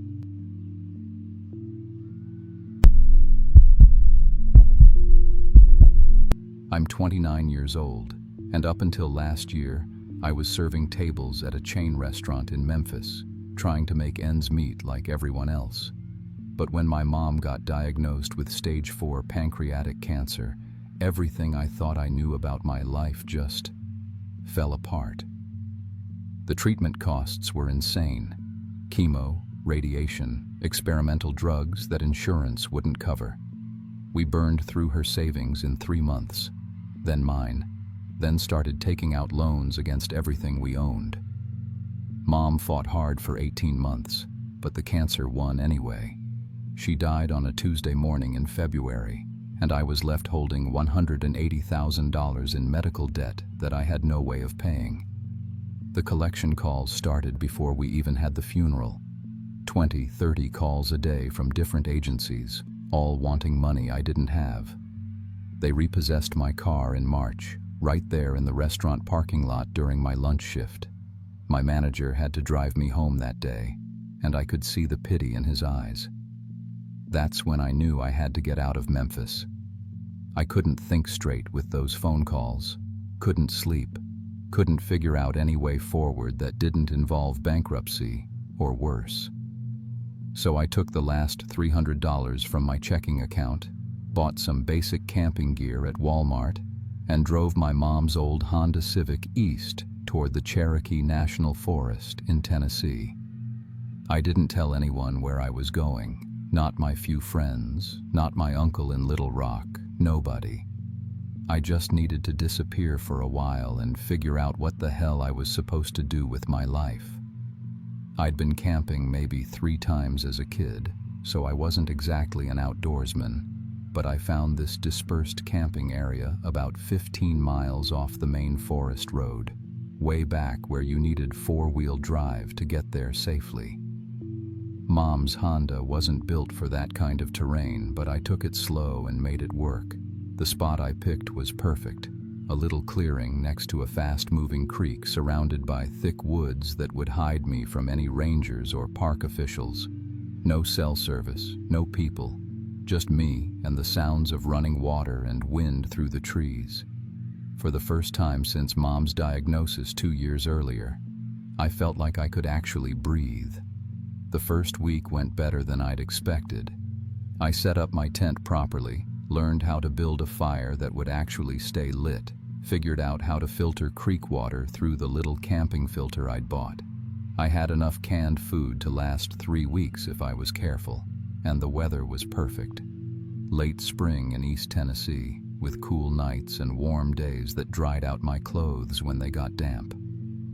I started reading this paperback novel I'd grabbed from the library before leaving Memphis, and for a few hours each day, I could actually forget about the debt collectors and the impossible situation waiting for me back in the real world.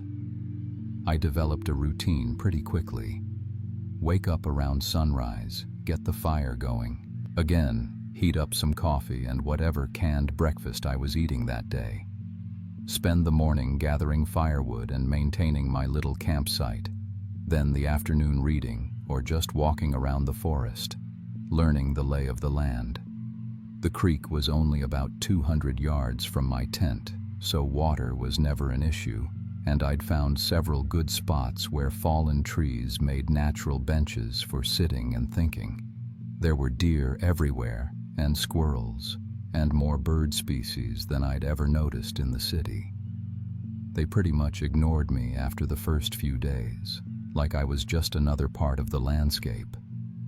What surprised me most was how good I slept out there. Back in Memphis, I'd been lucky to get 4 hours a night with all the stress and the phone calls starting at 7 a.m. sharp. But in the woods, with nothing but the sound of the creek and the wind, I'd fall asleep as soon as my head hit the inflatable pillow and sleep straight through until dawn. Deep, dreamless sleep that left me feeling more rested than I'd been in years. For the first time since Mom died, I started believing that maybe I could actually figure this out. Maybe start over somewhere completely new where the debt collectors couldn't find me. By the end of the second week, I was feeling almost confident about my situation. I'd done some research at the library before leaving Memphis, and I knew that in some states, they couldn't garnish wages for medical debt. Maybe I could drive west, find work in Montana or Colorado, somewhere with different laws and a fresh start. Or maybe I could just stay in the forest longer, really learn how to live off the land, disappear completely from the system that was crushing me. It sounds crazy now, but at the time, it felt like the first realistic plan I'd had in months. That's when everything started going wrong. It began with the creek. On a Wednesday morning, I know it was Wednesday because I'd been keeping track of days by marking them on a piece of paper. I went down to fill my water containers like I did every morning, and the water looked different. Not clear and fast-moving like it had been for 2 weeks, but kind of greenish and sluggish with a smell like old eggs. There were dead fish floating in the slower pools, mostly small ones, but enough that I knew something was seriously wrong. I hiked upstream about a mile to see if maybe there was a dead animal or something contaminating the water, but I couldn't find anything obvious. The smell got stronger as I got closer to camp, though, like the problem was concentrated right in my area. I had maybe 2 days' worth of filtered water left in my containers, so I wasn't in immediate danger, but losing my water source was a big problem. I started rationing what I had and hoping the creek would clear up in a day or two, but it didn't. If anything, it got worse. The smell became so strong I could taste it in the air, and by Friday, the water was completely stagnant, not flowing at all. That should have been impossible. It was a decent-sized creek fed by springs higher up in the mountains, and we'd had rain just a few days earlier. But the water level kept dropping until there were just isolated pools connected by trickles, all of them full of that same green, stinking mess. Then the weather got weird. According to the little radio I'd brought, we were supposed to get rain that weekend, but the sky stayed completely clear. Not just sunny, I mean absolutely cloudless, like someone had scrubbed the blue clean. The temperature started swinging wildly too, from near freezing at night to almost 90 degrees during the day. I'd wake up shivering and have to put on every piece of clothing I'd brought. Then by noon, I'd be sweating through my shirt and desperately looking for shade. The weather patterns made no sense at all. Even stranger was what happened to all the animals. For 2 weeks, the forest had been full of life. Birds singing from before dawn until after dark, squirrels chattering in the trees, deer walking through my camp like they owned the place. But sometime during that first bad weekend, everything just stopped. I woke up Saturday morning to complete silence. No bird song, no insect buzzing, no rustling in the underbrush. It was like every living thing had evacuated the area overnight, leaving just me and the dead creek and the unnaturally clear sky. I tried to stay rational about it. Maybe there was a forest fire somewhere upwind that I couldn't smell yet, driving the animals away. Maybe the creek was contaminated by some kind of mining runoff or agricultural chemicals from farms outside the forest. These things had logical explanations, even if I couldn't figure out exactly what they were. But deep down, I was starting to get a bad feeling about the whole situation. The firewood situation got worse too. Even though it hadn't rained, every piece of fallen wood I tried to collect was soaking wet, like it had been sitting in a swamp for weeks. I couldn't get a decent fire going no matter what I tried, which meant no cooked food and no warmth during those freezing nights. I'd brought some of those chemical hand warmers, but I only had a few of them, and I was saving them for emergencies. Sitting in my tent after dark, listening to the absolute silence outside, I started wondering if maybe this qualified as an emergency. By Sunday, I was getting seriously worried. I had maybe 12 hours worth of filtered water left, the creek was completely unusable, and I hadn't eaten anything hot in 3 days. Worse, when I tried to hike out to where I'd parked the Honda, I kept getting turned around on trails I thought I knew perfectly. I'd been walking the same paths for 2 weeks, had them memorized like the layout of my old apartment, but suddenly they seemed to go in different directions than I remembered. My compass started acting up too, spinning around like it couldn't find magnetic north, and the GPS on my phone couldn't get a satellite signal even in clear areas where it had worked fine before.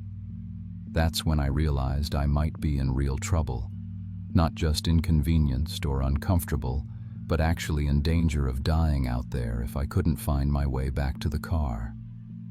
I tried to stay calm and think through my options logically, but the combination of dehydration, hunger, and that oppressive silence was making it hard to concentrate. Everything about the forest felt wrong now, like the place that had been my sanctuary for 2 weeks had turned hostile overnight. Monday morning, I packed up everything I could carry and started hiking toward where I thought I'd left the car.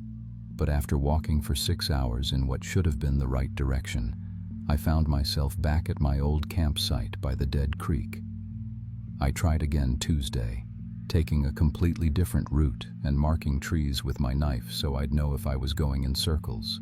Same result, 6 hours of hiking through increasingly unfamiliar terrain. Then suddenly I'm standing next to my abandoned tent, like the forest had just deposited me back where I started.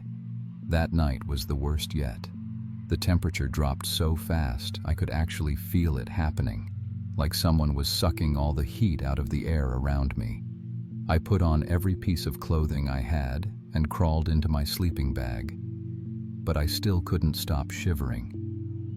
The silence was so complete, it felt like pressure in my ears, and I kept thinking I could hear breathing that wasn't mine, just at the edge of perception. I didn't sleep at all, just lay there listening and trying not to panic. Wednesday, I gave up on finding the car and focused on survival. I was completely out of water by then, getting dizzy and nauseous from dehydration. so I boiled some of the creek water despite the smell and taste. It made me violently sick within an hour, throwing up what little food I had left in my system, then dry heaving until my ribs ached. I tried to catch rainwater in my cooking pot, but of course it still wasn't raining despite the weather forecasts. The sky stayed that same impossible blue, like a painting of what sky should look like rather than actual weather. I started having weird thoughts around that time, probably from the dehydration and hunger, but they felt more real than my actual memories of Memphis and the debt collectors. It was like the forest was communicating with me somehow, not through sounds or visions, but through direct understanding planted in my head. The message was pretty clear. I wasn't supposed to be there. I was running away from my responsibilities, hiding from problems that I needed to face, and the mountains weren't going to shelter someone who was essentially stealing from the people he owed money to. It sounds insane, I know, but in my dehydrated, desperate state, it made perfect sense. The forest was rejecting me because I was morally in the wrong. The creek had died because I was poisoning the place with my cowardice. The animals had fled because they could sense that I didn't belong there, that I was contaminating their home with my refusal to deal with my problems like an adult. Every system failure, every wrong turn, every impossible weather pattern was the mountain's way of telling me to go back to Memphis and face what I'd done. Thursday morning, I made my decision. I was going to die out there if I kept trying to hide, and maybe that was what I deserved. But I wasn't ready to give up completely. I packed up my gear one more time and started hiking, but instead of trying to find the car, I focused on getting to any road, any sign of civilization where I could call for help. And for the first time in a week, the forest seemed to cooperate with me. The trail I chose led steadily downhill toward what I hoped was the main forest road. The compass worked properly, pointing due north like it was supposed to. I could hear birds again, just a few at first, then more and more as I got farther from my campsite. The air started tasting normal instead of that metallic, chemical flavor I'd been breathing for days. After about 3 hours of steady hiking, I found a gravel service road that I recognized from when I'd driven in 2 weeks earlier. My Honda was exactly where I'd left it, covered in pollen and tree sap, but otherwise fine. The engine started on the first try, and my phone immediately showed full signal strength.